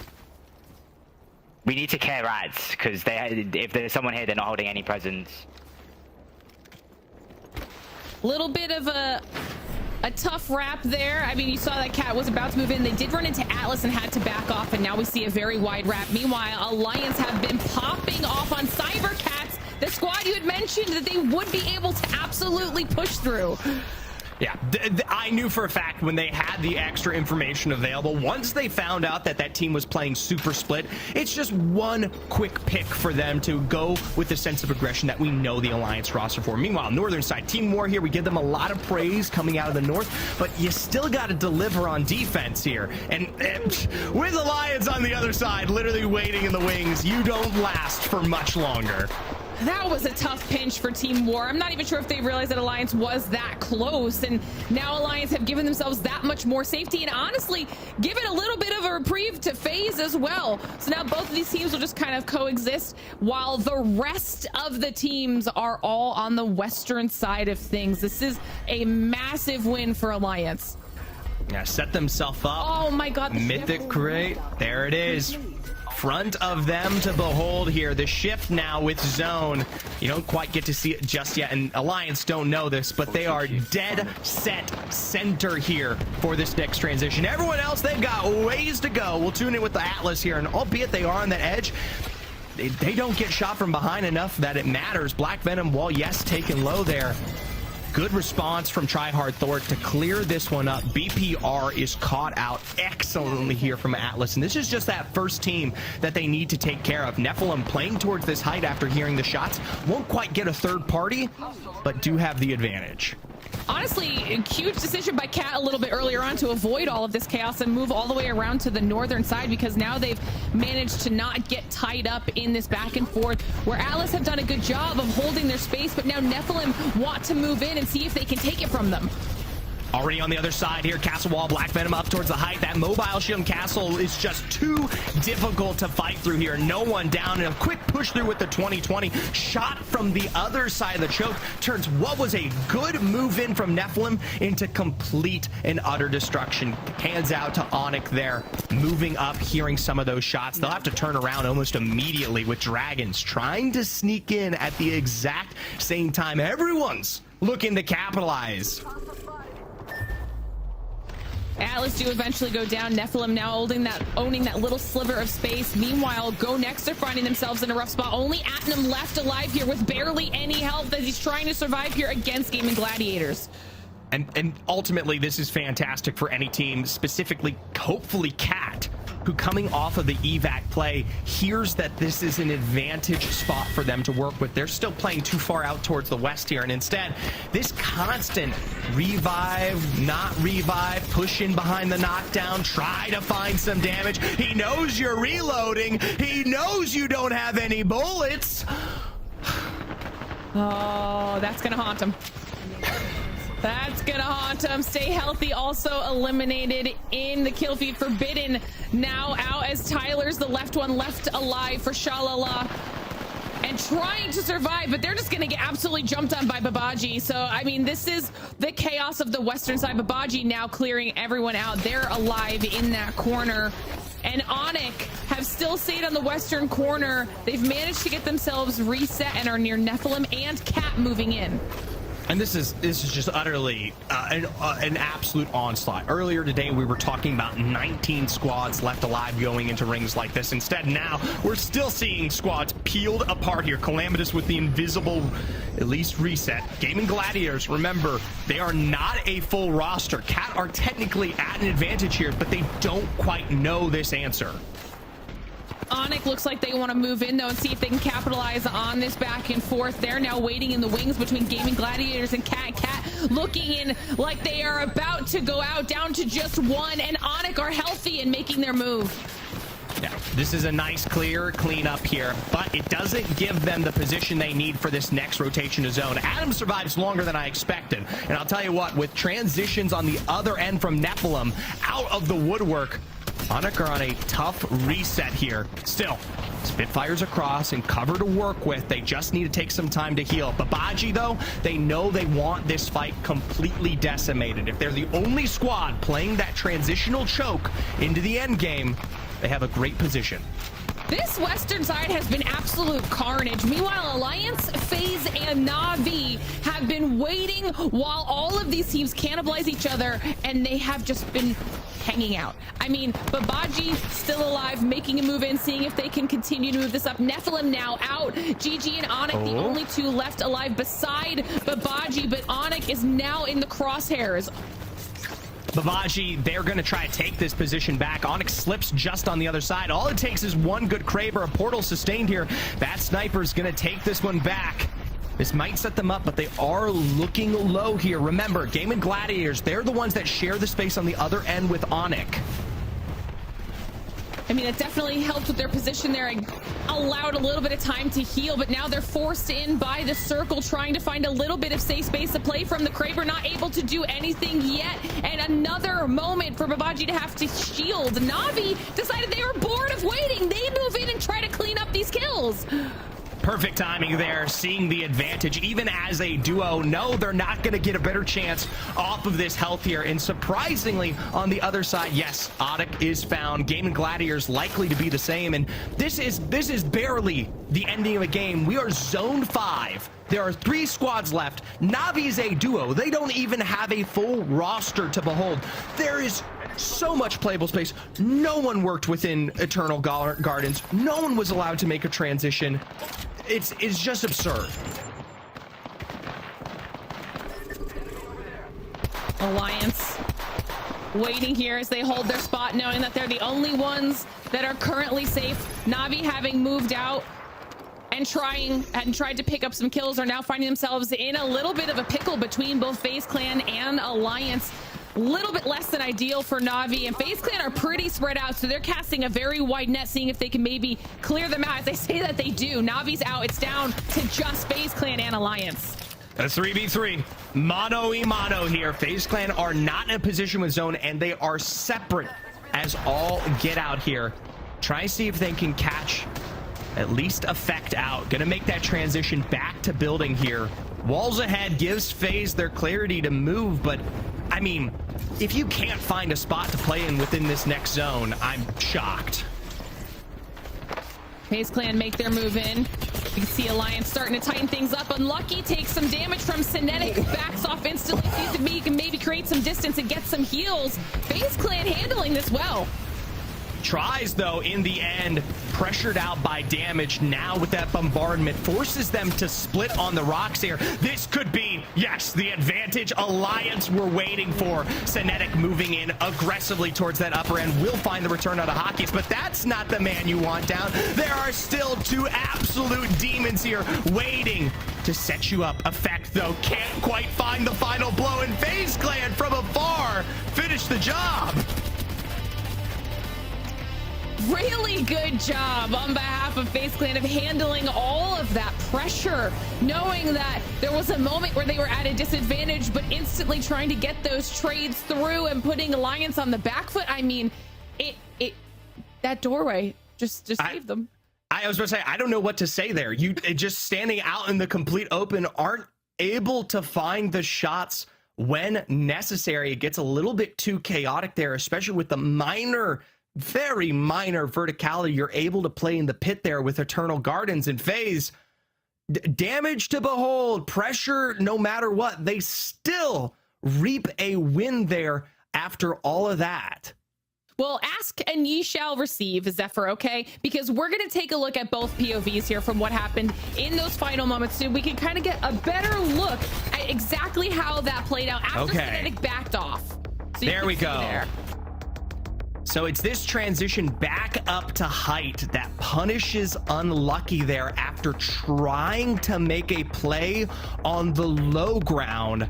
Looks like FaZe set themselves up a little bit more healthy than we had expected. And in the end, walk away from this series nearly almost identical there, just with the win and the extra KP on their belt. 22 points. Alliance, nothing to scoff at either, though. No, I mean, talk about a top 3 for match number 4 here.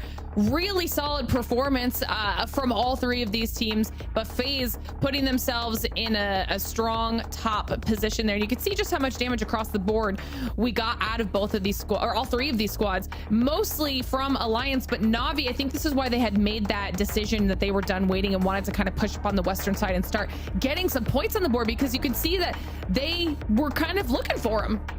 Yeah, this is something for them to work with here, but ultimately it's still a long way to go. We're already past our transition to halfway, and you're starting to see, yes, the first of our leads absolutely balloon here. Alliance are in the position to walk away with another match day win if they keep this up. And you know that they're going to be really happy with that, but you can also see just how close things get from there. Tied 37, then 1 point down to 36, another 1 point down to 35. So even though there still is that points bunch happening on behalf of Alliance, it's still anybody else's game for the rest of our squads involved. And we still have 2 more matches left on the day, so don't go anywhere. We'll be right back after this short break.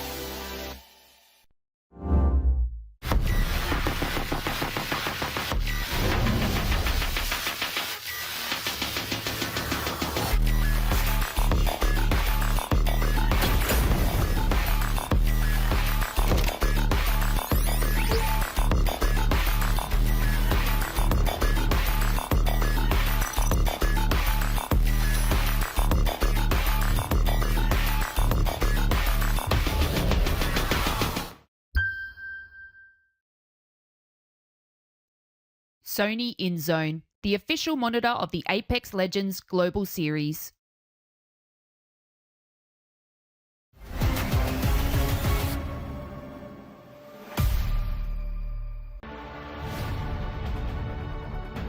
I'll tell you what, it's a long day here, but for teams like FaZe on the cusp, they still show us moments of glory here, even coming out of match 4. We've still got 2 great games, both of them Broken Moon to represent here for this team's last opportunity in groups A versus B. Yeah, and like you had mentioned, FaZe, a team that was in 20th overall at the beginning of the day. A win like that gives them a lot more space and breathing room going to the final game of play. So we'll see how strong they finish off here, but taking a win off of Alliance there, sneaking that victory away from them is a huge, huge sigh of relief for them.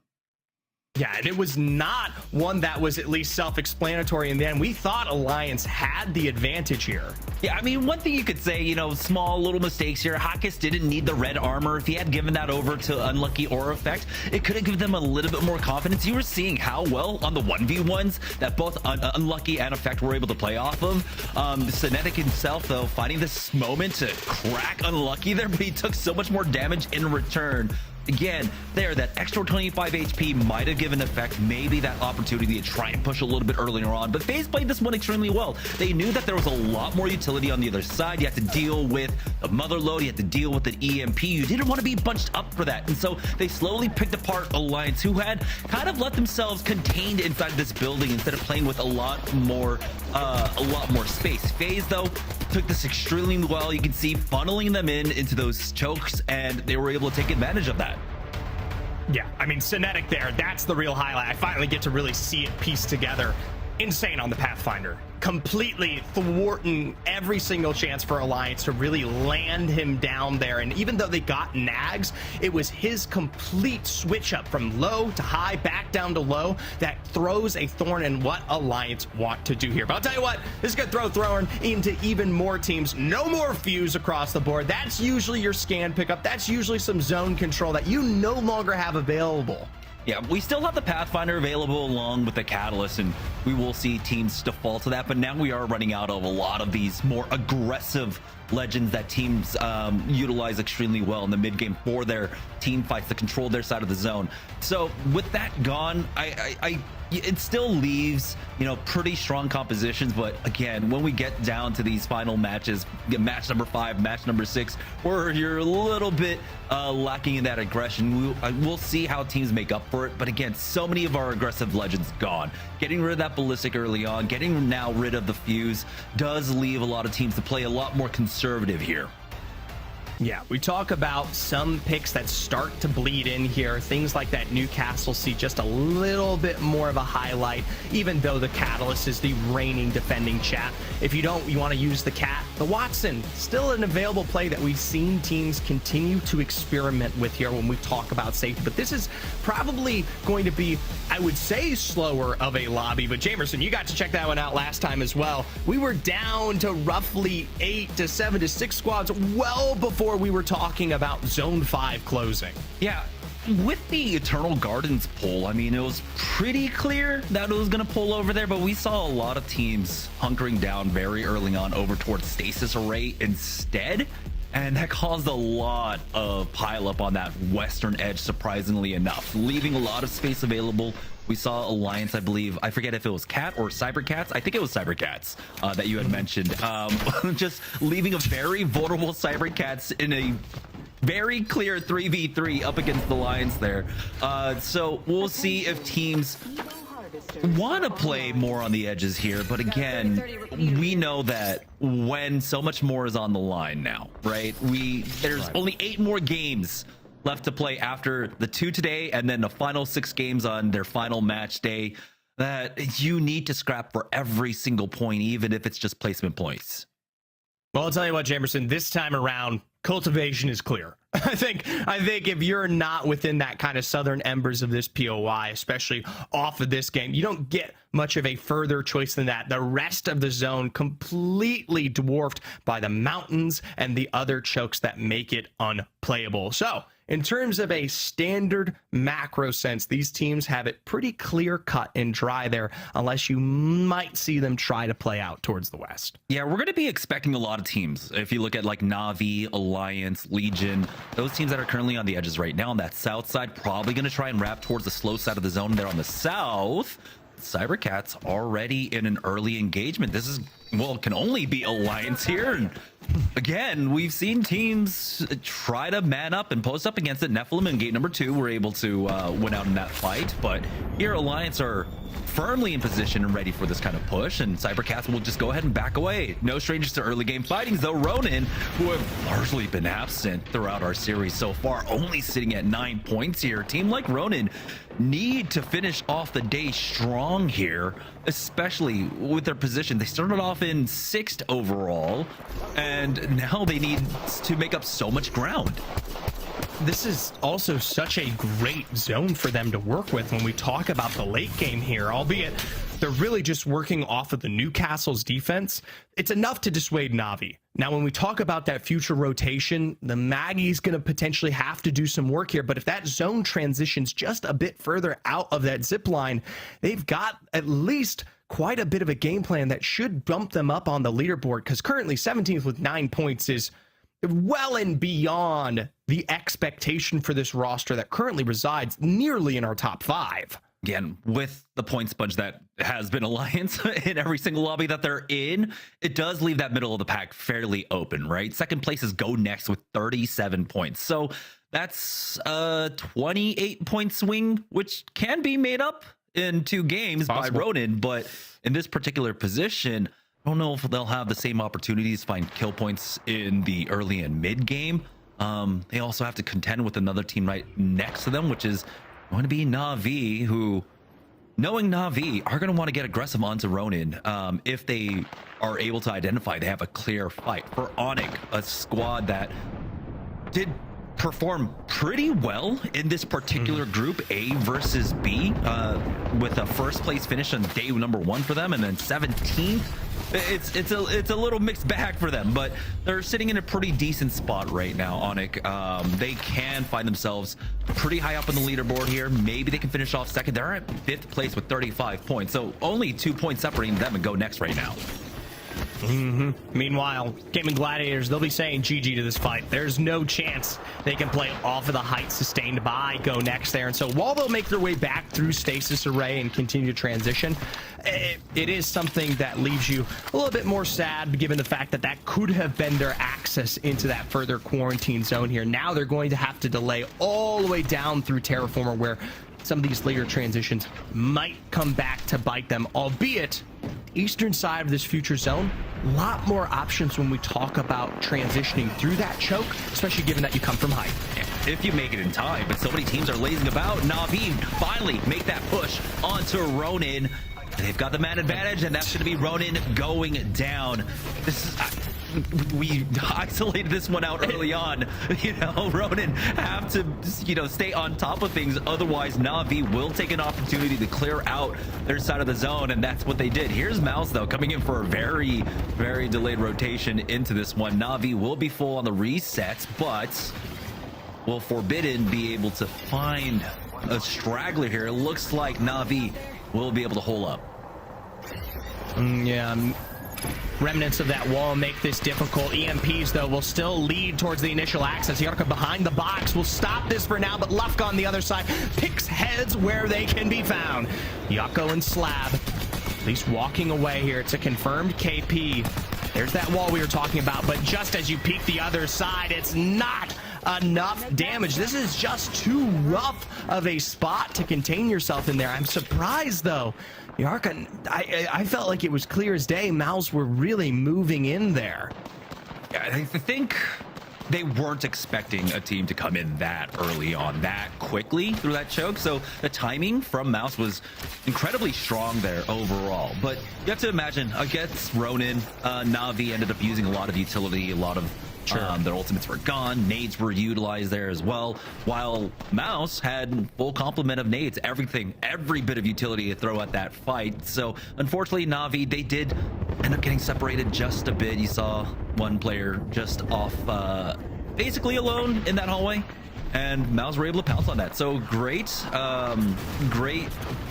push coming out from them, and now they have a pretty much game-winning position with this ring continuing to pull down to the southern side of Cultivation. Meanwhile, for Legion, looking for access into the fight, they'll finally smell where Adam resides. Cracked from the other end, barely finds the shots necessary. This high ground position should send Calamitous home, but the reload makes it more than difficult. Still, even invisible, they will find Miscom where the necessary drop is there. Ken, shot out, Crack, continuing to play through that backside. Meanwhile, out from afar, from the zone's edge, being chunked out here, FaZe in crew going to delay this. Drop down below in the Crack makes this difficult. Some of that sustained damage likely the result, but I'll tell you what, it's not perfect for Legion. Ken is down, Miscom's on the soft revive. FaZe, if they can sniff or at least find this one out, Synetic already looking, they've got an advantage. Yeah, FaZe kind of misreading that. They had a perfect opportunity for a third party, but they're going to allow Legion for the full reset. For Go Next, though, you want to try and take this fight. They do have to worry about third parties. Teams can come in from behind and from below them right now. Protected on that stinger as Henchman backs away with the utility down. Go Next can go for that reset and try again on this fight against Atlas. Meanwhile, Cybercats are in the wings there. Finally, FaZe moving across where expected from this last fight are separate as that respawn on Ken does come through. It is a 3v3 now. Height taken from Legion here.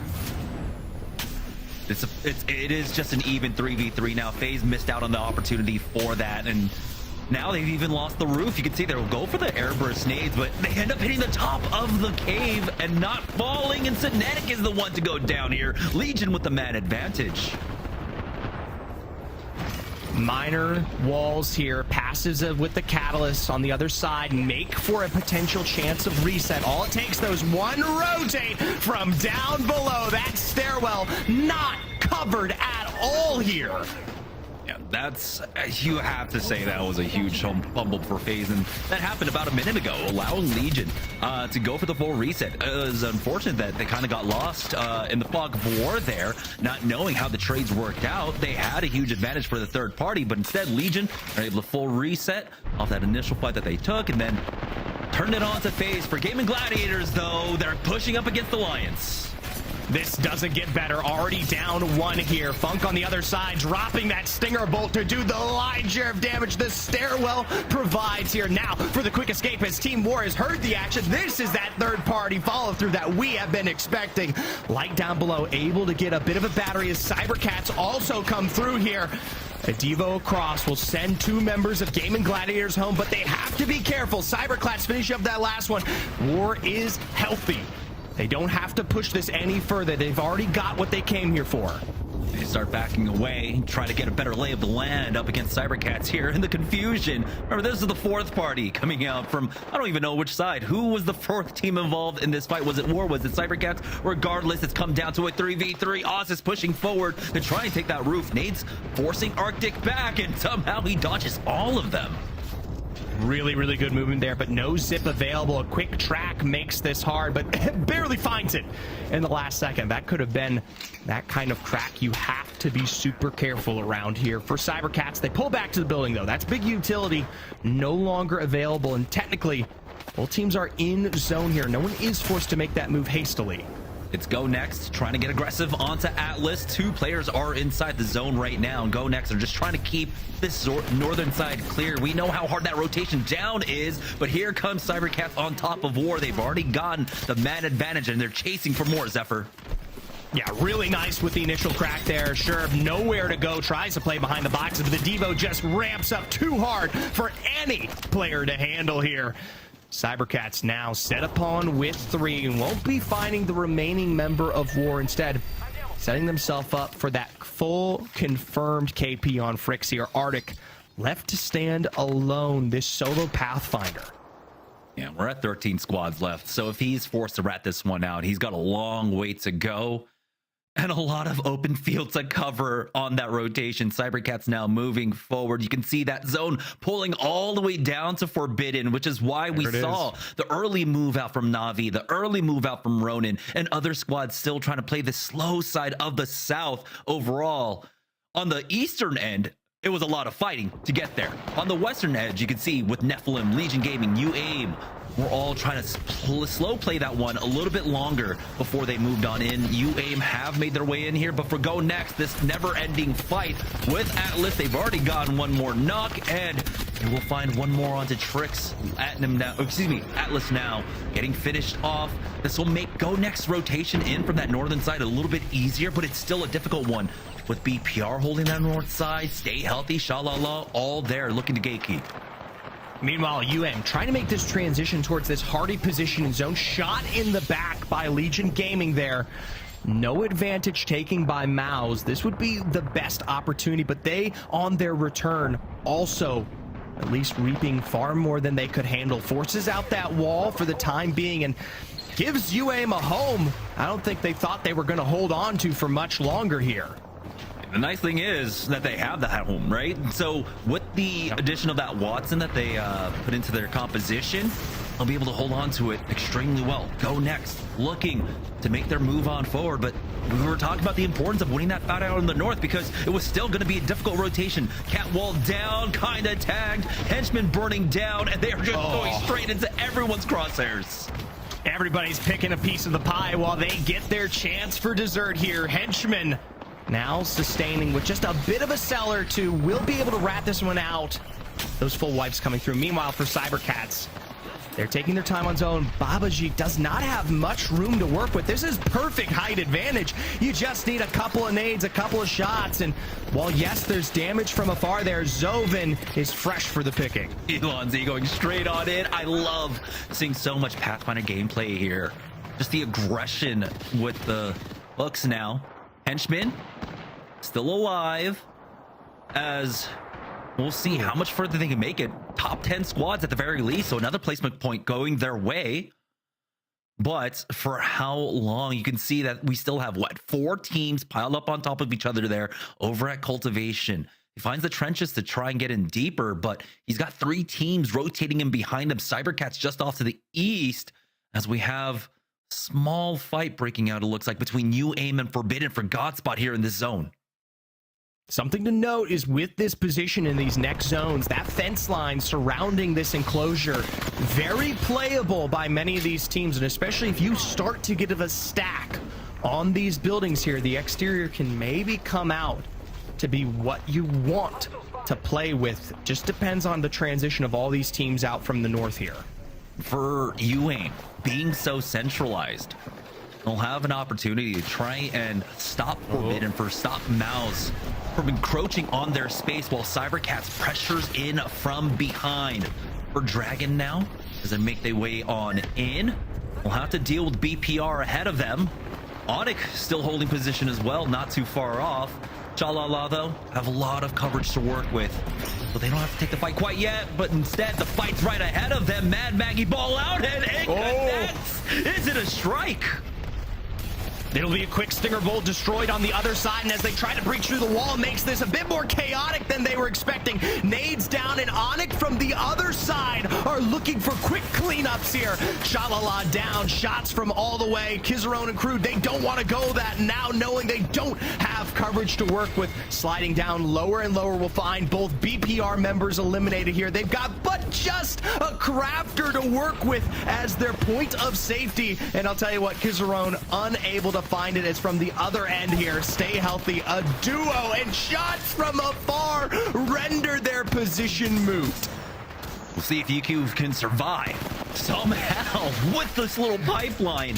EQ is trying to reset, but Stay Healthy do not want to allow them to get away with it. And on the other side, Nephilim pressuring just a bit. Stay Healthy will stay alive at the very least as a duo, but they have Nephilim to deal with on the northern edge of this zone right now. You can see that we're down to 7 squads here, many teams damaged. Go Next down to just a solo here, as it's just Forbidden and UAIM, of course, in the center of the zone. Cybercats were able to move their way further in as well, take this height up against either squad, and they might actually have the actual Godspot here in this final zone. Yeah, we talk about the exit of those buildings. Those are going to become just chokes for any one of these teams on the outside to work with. The big transitions, though, that I'm worried about is here on the west. Legion Gaming and Nephilim here still looking for their entry, and with Cybercats playing that height you mentioned, it makes no matter what happens from this fight, likely a cleanup on the other side. Yeah, for Cybercats, it doesn't seem like there's too much worry. They are going to go ahead and keep an eye on that one exit for UAIM to ensure that they don't get flanked from that angle. They're actually putting a lot of pressure back there as Henchman, oh my God, Henchman gets a knock onto one. Will he be able to finish off the whole squad? No, unfortunately. Isn't able to complete that 1v2 up against Stay Healthy, but now we've got to move on in. Legion Gaming, Nephilim pushing up to that fence line now with the Bangalore ult going down. Literally sharing just a single ramp between each other. The nades make this hard to last any longer here. Now with damage to work with here, it's a quick and easy peek from Nephilim to find the initial two. A knockdown shield will make picking up Sompi a bit hard, but you can expect a little bit of a peek from Cybercats on their other end to finish the deal. UAIM need this game. Currently sitting in 17th place with 10 points. This could be a huge swing for them, giving them the opportunity going into match number 6 to try and hit second place overall. But again, they need the win here. So much on the line for UAIM currently, and they can't let this one slip away. 18th overall on the leaderboard as well. So if they can piece this together, if they can get a strong game number 6 going into the final match day, they'll keep themselves alive. It's really tough, though. The lack of KP here makes even a win a bit of a hesitant success when we talk about their final standing. And remember, exiting this building, especially without plays like the altar available, even if they delay, this is still super hard to survive. You've got the stack mouths below you. Cybercats now holding position above, and Nephilim, the minute they lose this ramp, they're likely on where you are going to be exiting. Nephilim looking to try and split up this fight with the wall right now. Zone is closing in. They get some space to work with, but the angles are there. Lip almost getting knocked. And they'll be able to find a small corner to play off of now. Cats just trying to hold on to this high ground. They've got UAIM and Forbidden below them, but UAIM are not pressured out quite yet. They've got access to exit here just on the tail end of the north, but that wall's going to come down at roughly the same time and ranches from above. This Cybercats roster, they dictate anybody's survivability here. They just have to be careful that they themselves aren't peppered. Just waiting for that perfect opportunity for the Stinger Bolt to go down. Now, there it is. For Nephilim, of course, they won't be taking damage. They got LOS on it. Cybercats watching them pour out of that building. Will not be able to get much, but still, they maintain position here on height. Max Strafey set up with the portal, now up above there, immediately taken out by an absolute blitz of bullets. A couple of shots and UAIM are first removed. Peeks from above as 7 Ausis finds damage down, but now it's Nephilim on the exterior here. They have the only fence. Mouse are not clear. This is a full 3 you have to drop on top of. It's a little bit disconnected though as the rest of the members drop down, looking to finish things off. Mouse strike back, and now Cybercats survive. It's all up to Nephilim to finish things off strong here. Another win for Nephilim here in game number 5. It is literally a deja vu moment for Nephilim here, albeit they don't have to cross quite the largest distance this time. They get a repeat cleanup scenario there, and you gotta pay respects where it's due. They do such a good job of delaying everyone's access to them. That ramp, the focus, they pull it back. Wall on the fence line. Then they are small. The little peeks they throw into Cybercats, they realize they don't have the advantage. They're back behind it, just waiting for that perfect moment. Yeah, it was a little bit scary there when that cat wall went down. Lip tried to cross on over, dropped down to about, what, 25 HP, but Cat had so much more to worry about. The climb up from UAIM, Forbidden right underneath them, being stacked on top of everyone, really ended up working out against them. They were able to pick up some kill points along the way at the very least, so while not taking the win, they got some good KP for themselves. Yeah, in the end, 19 points there is going to keep them competitive when we talk about the race for the top of our series here, but a really nice resurgence from Cybercats. We talk about playing the God spot within these positions here. The Cybercats technically did not grace the southern part of that zone. They made a far deep rotate out from the north, wiping teams and being a part of fights like Gaming Gladiators and Alliance before they finally got to their position.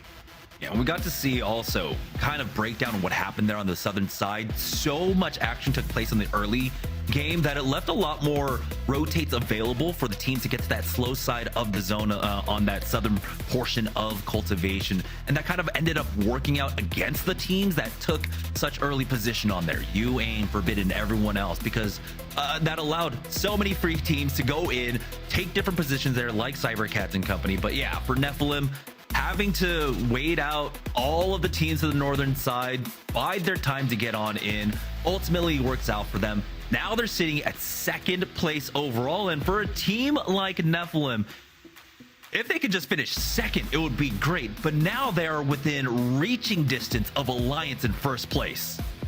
And for Alliance, they've had a rough start here again on our second showing of maps, and that always leaves us worrisome because they're always raring to go here. But now with Go Next and Onyx, only 15 points themselves from separating into that top first position here. It's anybody's game going into our final match of the day.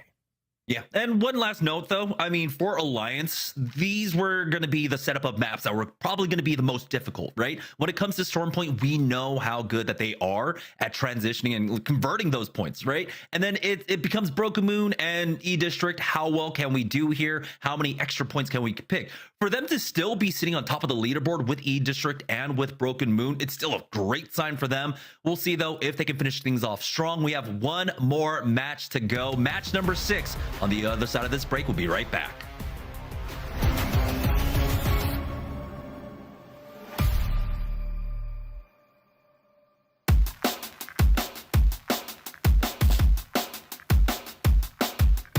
It's been nearly 4 months since we all came together. With Year 5 well underway, we now find ourselves here in the Big Easy for the first massive, big, colossal LAN of the season. Hold only up to stay naughty from LG. The P20, he lets them ring. Here, Ammo, Soten. Should have been an easy wipe. Should have been FWG with the hold. And with the Ash Portal on top of it, now it's really up to Kimchi. But Chaotic moves in, he'll fight too. He collapses on the damage. Chaotic's gonna swing.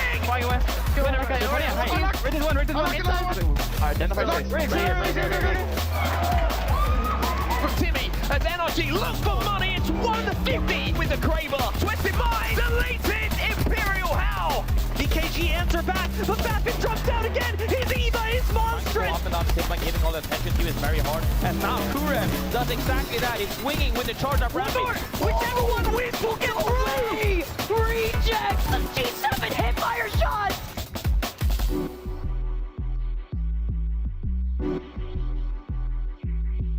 Sykes is the last alive, does what he can for Envy, but it's not enough. It's Alliance who will close out game number 1 here on Broken Moon. So they put up a huge amount of points. Glory Man, he'll come through the catwalk with the PK and the B20s, and it will be GHS Boom who win your match number 2 here. Alliance have officially hit match point with 50 points after 3 games. Koifold manages to come up, the piercing spike putting in the pressure. It's Shopify. Falcons to back up to 3 though, They get the raise, it's now Falcon's chance. Falcons hit match point. Falcons up on the high ground. Is this the moment that this squad was put together for? Alcatlia down. Falcons rising. Falcons champions from the most insane elimination bracket run, and will be crowned your ALGS Open champions. They have soared to ascendancy here in New Orleans, and they have that magic moment that they were built for. And quite rightly, Waltzy gets the chance as he will get to lift his first ever ALGS trophy.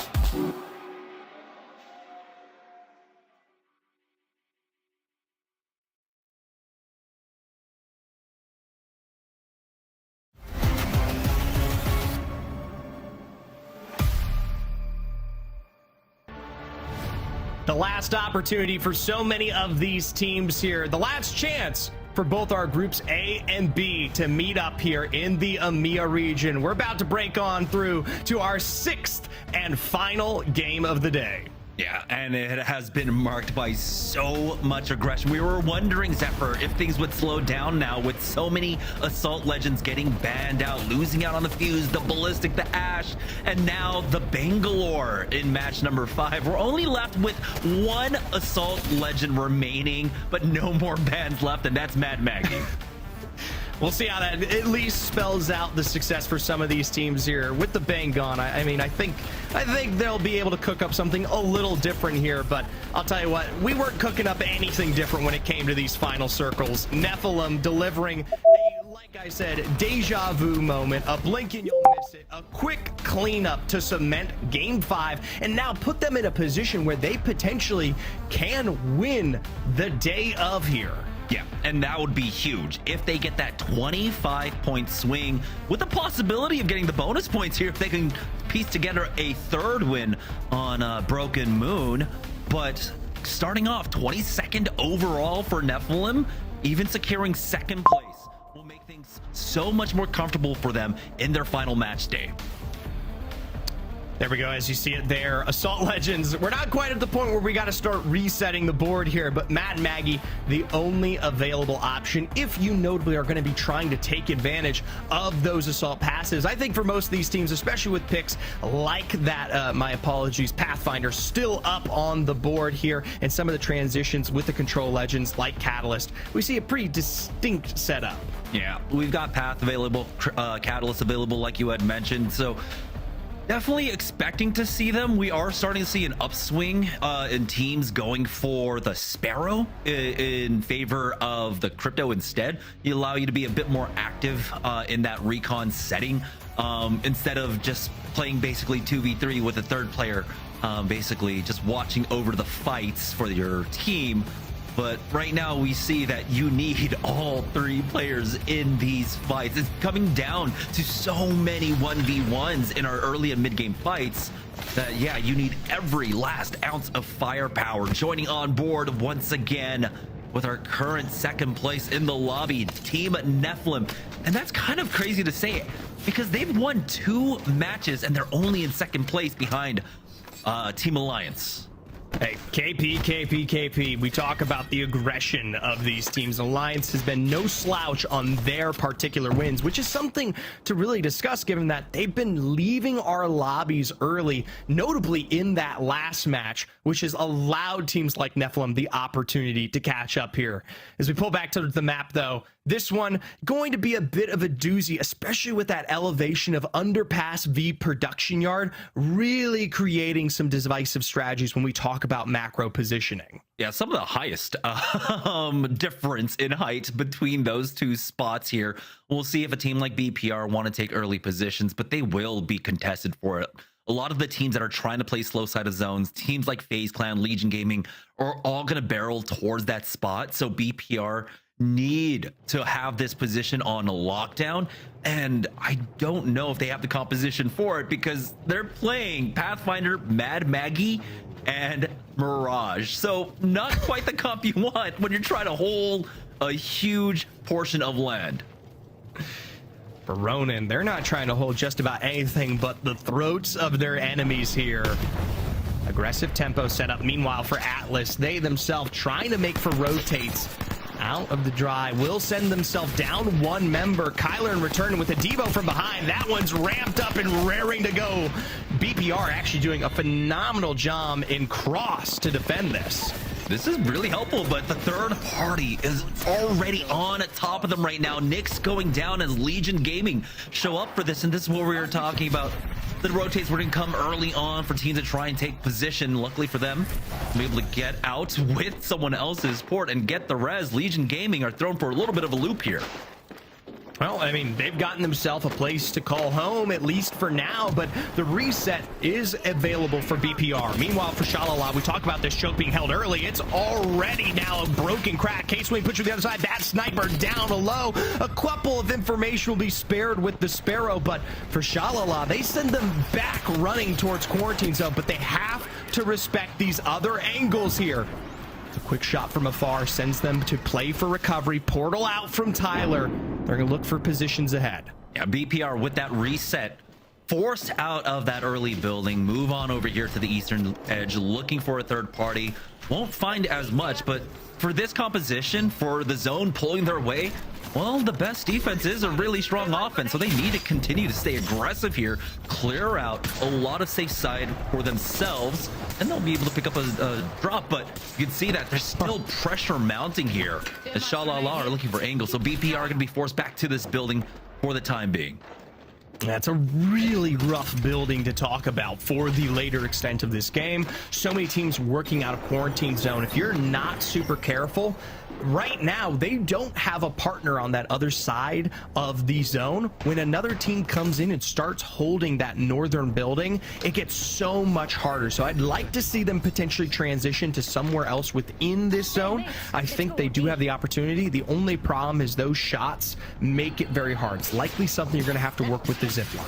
Yeah, the early fight in the third party really did slow down what BPR could try to accomplish there. And so now they're left in this very awkward state. For Na'Vi, they are holed up currently in underpass right now with Shalala right underneath them. Again, Na'Vi just haven't been able to find the level of success that they have in the other group, right? So far here in A versus B, they've done repeat fourth places, and they're almost on pace to match that and get a fourth for the third time here. Currently sitting in third place, but we know that the middle of the pack teams, there's a lot of room for movement there. Yeah, anybody gets a big win when you're not expecting it. If you have a middle to average game for Na'Vi, you will be overtaken. Meanwhile, many squads kind of playing out through the cusp here. We checked in with Mouse over towards our north here, and now slight held hands from Babaji here. They did lose the one. They know for a fact that Go Next is a trio here, so this isn't quite the position they want to be playing out of. For Nephilim, though, they might be saying goodbye early. Oh, they are getting pushed right now. Never able to recover their new castle, and Jans is struggling with this grapple.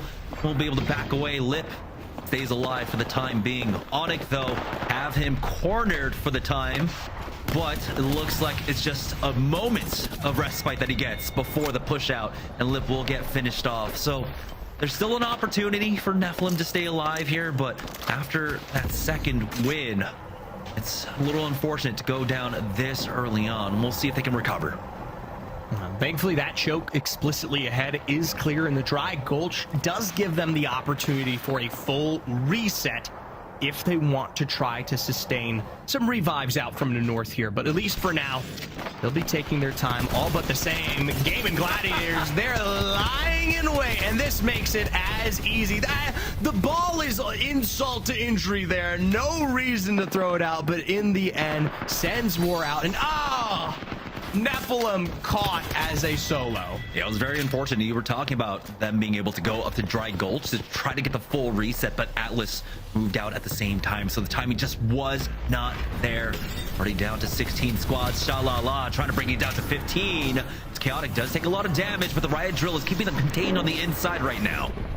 Yeah, we talk about this building being as hard to hold, and Shalala, as early as they were to this position, don't quite get the damage necessary to at least move the rest of the roster over. Notably, remember, Mao's now sharing the other side of that building makes it a scarier take. If you don't get the full wipe super clean there, there's no reason to push whatsoever. So BPR are saved by the bell by Mao's, but with all that utility down, I'd expect Mao's to move in here and look for cracks.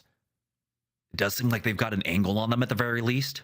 Taking a better look at the map, we are starting to see that pile up right on top of Production Yard. We got FaZe, Legion, Onyx, and now Atlas and Cat moving in. For Cat, they can try and delay this rotation. Forbidden finally making the push on out, like you had mentioned, onto our squad here, but BPR fighting back.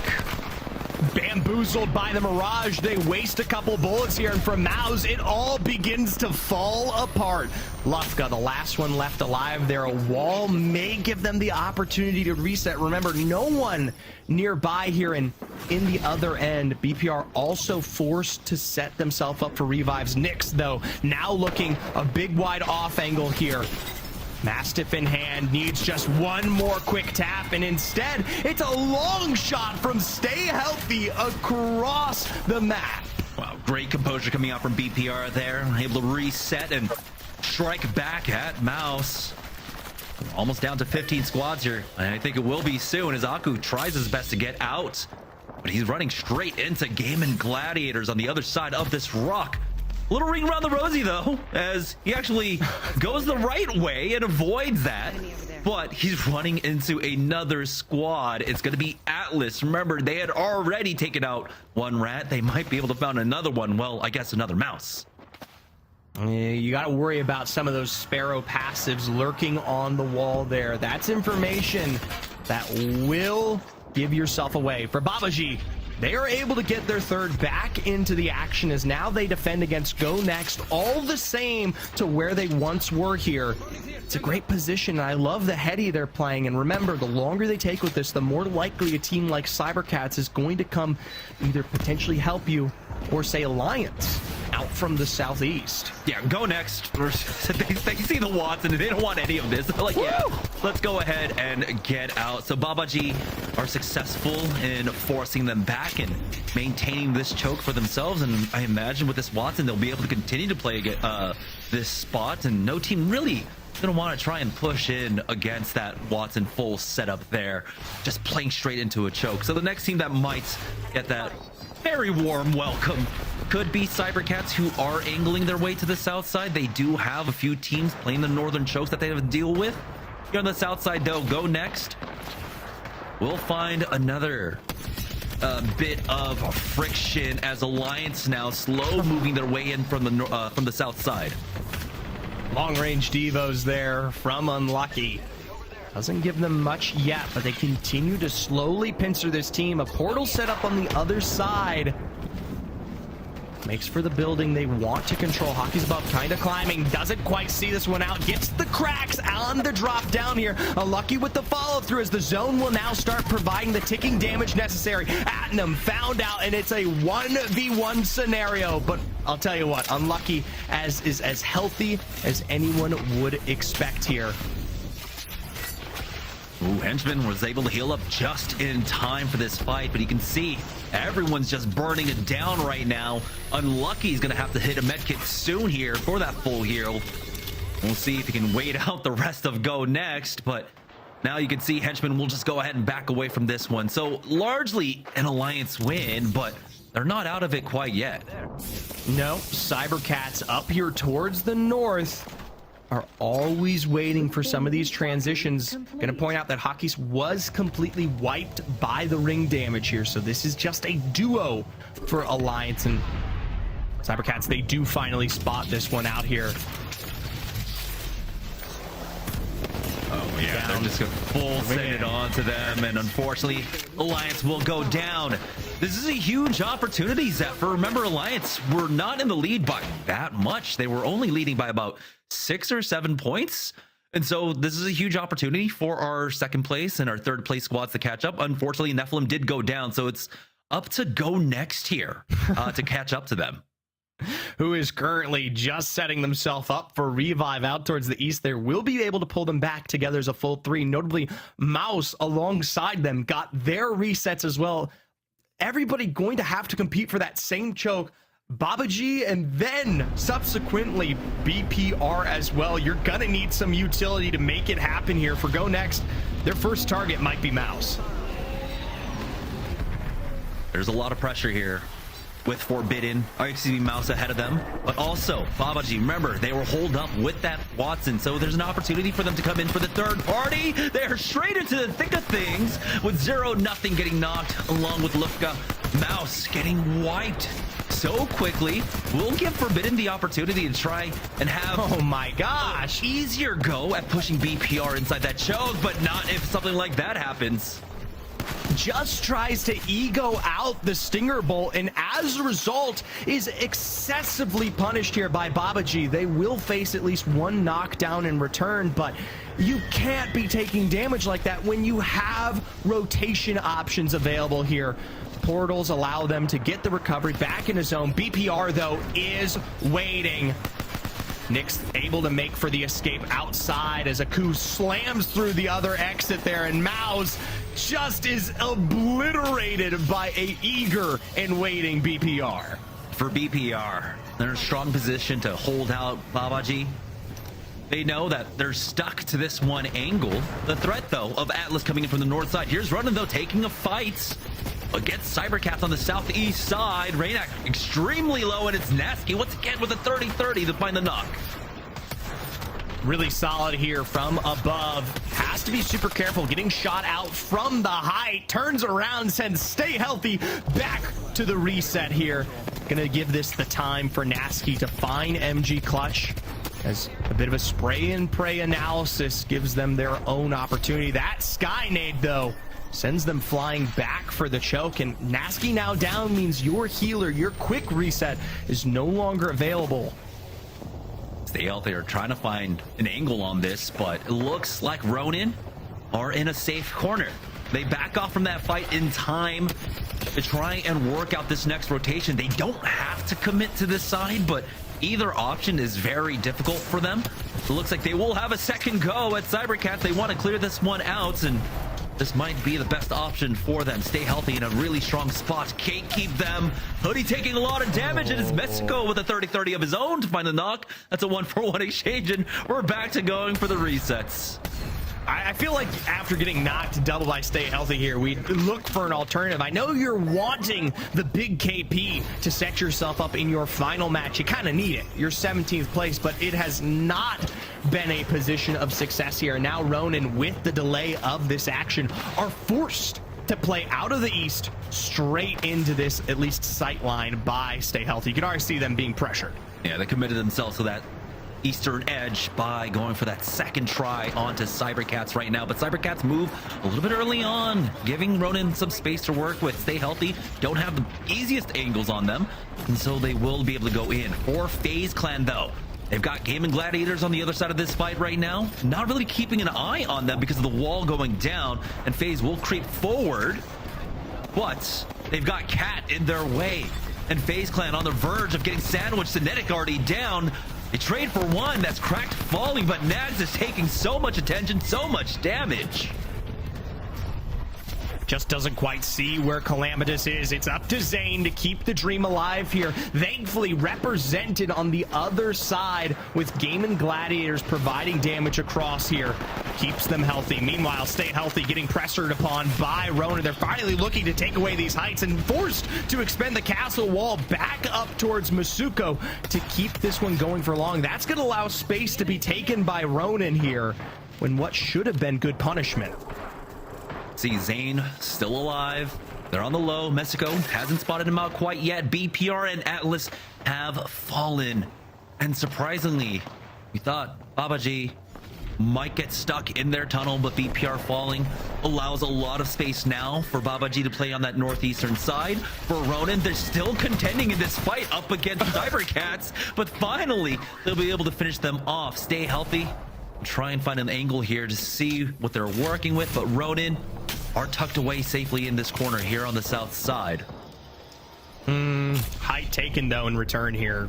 Love this move from Stay Healthy, seeing that they have this to work with. They have to be a little careful. They can't have that building taken from them. Meanwhile, for Na'Vi, closer to zone, but stuck out by Babaji.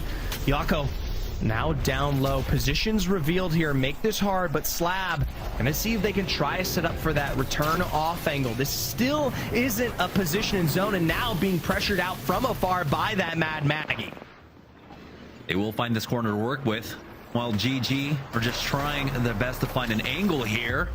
You can see a lot of fighting taking place here as now GG pushing on top of Na'Vi. Never mind, it's Na'Vi dropping down onto them to finish things off. They're so close to securing their fourth place. It's a third place now for Na'Vi, and they can only climb more. This is really good here. They're going to be delayed to that fight up above. You've got Dragons and Stay Healthy sharing the height of this building. It's a bit of a stacked angle. The minute this fight breaks out, Navi can come through. It forces Stay Healthy down, who lands right in the face of Navi, who are absolutely gutted here. But from above, Dragons know where they are. Slab forced to retreat, playing just the bitter height that last remains. Dragons seal the deal with Game & Gladiators there. Now on the outside with that, Babaji and Ronin, the last two remaining squads on the opposing angle. And that secures the match they win for Alliance. Now it's all about our teams trying to climb up. Shalala, Ronin, and Babaji are final remaining squads, but it's Shalala with so much space to work with. Look at this. A good extension from Tyler doesn't bring any KP. This height, though, is exactly what Shalala need to find their success. Supreme up on height sends Tyler down. A triple take off of the drop here means that just about everyone is wiped out. It's just a final chase. Ronin now with the reset, looking to strike back at Dragons here. Babaji getting eliminated. Dragons have not been able to full heal quite yet. Case when he is there, they've been detected, clear the drone, and now Ronin are in commanding position.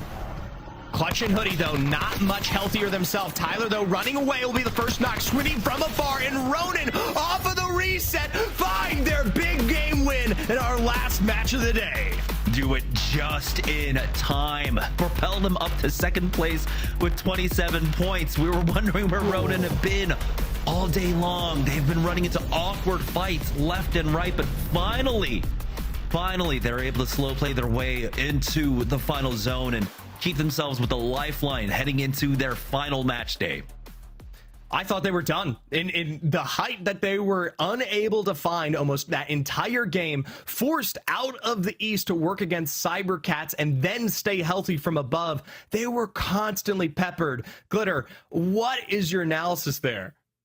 I'm loving the comeback, right? We had talked about how Ronin were a squad that were one of the teams we were looking at that needed to have a good match day with so few left there on the board. And you had even mentioned it when you were doing the casting there, Zephyr. It was after a reset. I mean, there was a point where they were in a little bit of a tough spot, able to bring it back. And it was just their ability to then grab the height there at the end, shooting straight down onto Shalala Dragons, you know. And that was just a really clutch win for the team. So I know that Nasty is going to be excited about that. And congratulations to Ronin as we take a look at these match results and see exactly where the rest of the teams shook out, because a lot of our top squads were going down early. Navi had a chance there to potentially jump up. They go out in fourth, as you'll see reflected here. They do have 9 KP to go along with it, and some nice kills the way of Shalala for 10 in total, ending up beating out Ronin in the overall points. So either way, this top 4 was pretty stacked when it comes to at least these additional points on the board here, Jamerson. Yeah, and you had mentioned it. Ronin, Shalala, both of those squads needed really good final games to really keep pace. For Ronin in particular, they were 6th overall in the leaderboard, and with teams like Shalala doing so much better throughout the day, they needed something to keep them ahead. We had 4 squads, Go Next, Dragons, Game & Gladiators, Onyx, all on their heels at the beginning of the day. They needed to make sure that they at least kept pace with them. And you can see what that does for the series results as well. Like you said, Alliance does end up winning match day 7 for EMEA, but Navi jumped up all the way into 3rd after their game 6 performance. Go Next there in 4th. Nephilim just holding on to 2nd place by 1 point. This is going to be a big deal for the likes of the Team Wars and the Onyx. Zephyr, we talked about them being in a position where they needed some points. Yeah, this is something that nearly cements them going into now what is 6 remaining games here across day 8 and day 9. This is a handsome way to end at least this series here and set you up, like you said, in a less pressure situation when we talk about those final moments. Yeah, this was not a surprise at the end of the day either, that we've got, you know, the 2 teams in the region finding themselves top 3 at the end of the series. So just another kind of feather in the cap of consistency that we're seeing out of both of these teams, because the more they bring to the table for these 2 squads here, Jamerson, I think the more pressure they're going to have when it comes to not only regional finals, but then looking forward to mid-season playoffs. Yeah, and speaking of those 2 teams, for Alliance, I mean, we were wondering, how will they perform when it comes to a map pool that doesn't have storm points with only E District and Broken Moon being played today? They still performed excellently. They finish off in this grouping, right? A versus B now with a third, first, and a first. For Na'Vi, though, they were able to improve upon their past performances. Fourth, and here a third for them. So a small improvement, but there was an opportunity for Na'Vi to try and take the day. It was extremely close. For the other squads, though, it wasn't a huge way that Na'Vi and Alliance basically sponged up the points. And so that left a lot of room for movement, like Go Next, like Ronin, Shalala, Gaming Gladiators, all had opportunities here, along with Onyx, to try and keep their hopes alive. Yeah, I think that this is definitely setting us up for some really fun storylines as we close out the last few match days of Split 1. But while we're kind of, talking about Alliance, let's talk about individuals on Alliance, because it's time for our Sony in-zone kill leader race, and Unlucky is at the tippy top of the leaderboard, followed by Effect in third by only 1 kill behind, but also Yuchako up here tying Unlucky with 15. So once again, the top two, because Slab is right behind Effect, these top two squads are showing us why they're the top two teams here, Zephyr. Yeah, nearly identical there for the two of them. It was a tight race. In the end, nearly equivalent. It comes down to the placement that separates these rosters in their final series here, and it's to no surprise. I don't know how many times we get into the action and it's Alliance absolutely sending a roster with the two absolute weapons that are Unlucky and Effect on either side here, and you get a taste of the action between the two. Na'Vi, I will say, not quite as set up for this fight here, but they themselves also so similarly, albeit not quite an edge playing team, more ahead to the zones here, but still just as successful. Yeah, I mean, we're getting to see a look here at how exactly Unlucky got himself to the top of this kill leaderboard. And like you said, while we're chatting, Unlucky, yeah, really impressive with the kills, with the fact that we got to see that out of multiple people from our top two teams really is making EMEA pretty exciting. But over 5 K damage the way of Unlucky, 10 assists. And I mean, we got to see a strong performance out of them every single time. So at this point, is it just, Jamerson, is it just, this is the expectation? I mean, for the simple fact that in this group matching, right, in A versus B, that their worst performance is third place, and they go back to back here in first place, it's I think completely expected, right? We're still, I think, waiting to see what the absolute ceiling is for Alliance. And one thing that really did stand out to me doing some of the listen-ins is, in particular with Alliance, is hearing how the comms have changed. We're hearing Unlucky and Effect take a lot more command in the middle of the team fight. They're bouncing communication off of each other, while Hawkins is kind of standing there like, yeah, you guys go. There's someone coming up behind you though, so you might want to deal with that, right? So it's great to see, because it really does feel like that duo of Unlucky and Effect are really raising the cap of what Alliance can do. Absolutely, and we get to see what this means for the overall standings as well. Now, Alliance having played 5 series along with almost every single team up there on that first page, and Alliance creating a tiny bit of a gap now between Na'Vi, who was previously only 2 points behind them heading into today. Now there's a little bit more space with Alliance at the top, but don't forget, it is the top 8 that will make their way through to the regional finals. So that's where a lot of these squads are going to be looking, and the fact that Nemesis is still holding on with only 4 series played, Zephyr, is really impressive. Yeah, definitely in a position where they will be stable. The big one that I wanted to highlight, though, was Nephilim. Kind of insane jump there, now in 12th overall. And while, yes, there's a big chunk of the middle of the pack that are still yet to play those last remaining 12 games there, this is something where we were talking about their story almost being over. And today, with the double wins on their belt, mind you, they've rewritten that.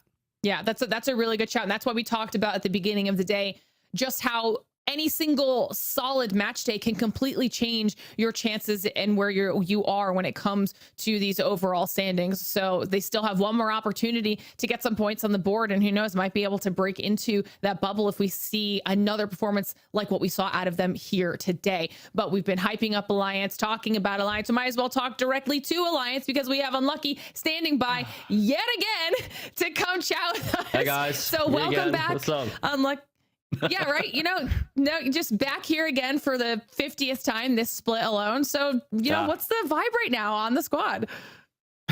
Vibes are good. Unfortunately, the last 2 games were a bit rough. Honestly, it was just like lacking energy. I personally feel like a little bit. I mean, 5th game we were unlucky, I would say, because I feel like GG entered us hard, even though it was the team behind us, and I feel like they didn't notice that, because otherwise the push was a bit troll. But overall, I would say the games today was pretty good as well. Again, right? I think we had 3 banger games and 3 bad games. So yeah. It was an okay-ish day, I would say. Yeah, I mean, today I think was going to be one of those days where it was going to be a bit more difficult for you guys with Stormpoint out of rotation for this particular pool, right? So when it comes to E-District and Broken Moon, like, what was the decision making there on which map are we going to prioritize? Like, why do we want that map? I would say Broken Moon, because Broken Moon has a bit worse POIs, and Binomics was pretty good for us. And on E-District, we just got Old Town because they were our last pick. So we just had to take the rest what was left over. But yeah, I think we did pretty good. I mean, E-District went well, right? Broken Moon was meh, but yeah, I mean, that's it. I mean, just for our edge playstyle, it's the perfect POIs for this draft. All right. Alliance are great at edge, and I'll tell you what, they continue to deliver every single time here on Lucky. I do have to ask you, though, given the fact that we talk about we talk about the Open being so recently, and the fact that you guys deliver probably one of your greatest performances of all time when we talk about being at an international LAN. Mid-season playoffs are just around the corner here. The meta has only adapted so much. How are y'all feeling going into that situation, knowing that you're likely to be there here? Honestly, very confident. Like, obviously, Pro League has been going well past days now, right? Past weekdays, and I'm just overall excited to compete again at the mid-season playoffs. Last year went great for us, obviously. But yeah, in general, I just love competing, so I'm always excited for new events, and I'm just looking forward to it. And I feel like we're just playing at our peak right now. Just some little tiny mistakes to do sometimes, but that's human, I would say. So otherwise, yeah, I think we're doing great. I mean, you guys are solidifying your position as easily the top team in the region, and we've got mid-season playoffs right around the corner. So you guys, feeling like there's any added pressure because of just how consistently good you've been doing, or are you feeling really solid heading into that? I think we're chilling, honestly. I mean, it's I'm just expecting top threes, honestly, on lands. Now on, the past year has been a roller coaster, honestly. Like, the past 4 lands was pretty insane. So topping that is just winning, right? So I'm expecting to win. Well, you guys are literally making it look easy while you're doing it. So congratulations on yet another match day win. I'm sure you guys are happy with that, and I'm sure we'll be chatting with you again in the near future. Next time will be effect, I'll promise you guys. I'll force him, because I'm totally not being forced to do this here, by the way. So yeah, got you guys. Well, we love having you every time, so thank you. Thank you. I appreciate it. Thank you. Always so nice to be able to chat with Unlucky, but truly, like, they are making it look easy for them to find the success every single time. And now that we've got match day 7 here to a close for EMEA, Jamerson, what are your thoughts on the day? Yeah, I mean, I'm glad to see that we're seeing a lot of our other teams starting to find their footing and find some traction, right? We were talking about at the beginning of the day how we had a 4-team tie for 7th place in the overall leaderboard, and after today's matches, 3 of those teams have actually advanced and brought themselves closer to securing themselves safely here for EMEA. No questions whatsoever about who the top dogs in the region are, but it's kind of scary when you really consider the potential that's still left remain to be unseen from Alliance. So again, there are a lot of storylines to follow. Match day, the final match day for a lot of these squads is going to be really tense, and so I'm really looking forward to next week's games for them. Yeah, everybody at home better be paying attention to these last couple weeks of the split, because I think it's only going to get even crazier from here as teams are going to be fighting tooth and nail for those final points. But Zephyr, give me your thoughts on what we got to see here so far today. It's always great to tune into Alliance plus EMEA, but I'll tell you what, This is a day where, you know, we do get to see some sunshine out of the other rosters here. Notably, we talked a lot about Nephilim and being in a position where they had little to no expectations to perform, managed to turn it around here going into their final 12 games and this last bit of our round robin. There are still a huge chunk of our Group C teams that now get the chance to at least potentially write their stories out in the exact same way here. So the potential for mix-up is always there as we look towards that next week out ahead of our regional finals. Yeah, that's what we love about Apex, is that, you know, it's truly anybody's game up until the very end. We can always see a surprise pop-off performance and see someone come and shake up these standings as we thought we knew them. So opportunities are still open for these teams to make their way into the regional finals and, of course, to continue on to mid-season playoffs. But that's it for EMEA that we have, at least for here today, which means we're not done with Apex yet, because we still have America's right around the corner. Okay, if you guys are thinking, you know, that wasn't enough gameplay, well, don't worry. America's match day 7 is right around the corner, 3 p.m. PT, 6 p.m. ET, and 11 p.m. BST for 6 more exciting matches. And of course, if that's not even enough, we have Challenger Circuit number 4 ready to go. Register now. All you have to do is head on over to battlefy.com/ALGS. Get yourself signed up by June 4th for the Americas, EMEA, and APAC. And before you know it, you might be one of the teams up here playing with us in ALGS, on the broadcast, on the main stage. So make sure you're checking that out as well. Of course, as always, if you're unable to make it with us later on today, you could just follow us on social media at Play Apex Esports on X and YouTube, or at Play Apex on Twitch. And that way you won't miss a single second of anything we've got going on here in the ALGS. And while EMEA might be done, don't forget, like we said, we've got all of that action in store later on today. So make sure you show back up after the break and see what the Americas have in store. We'll see you then.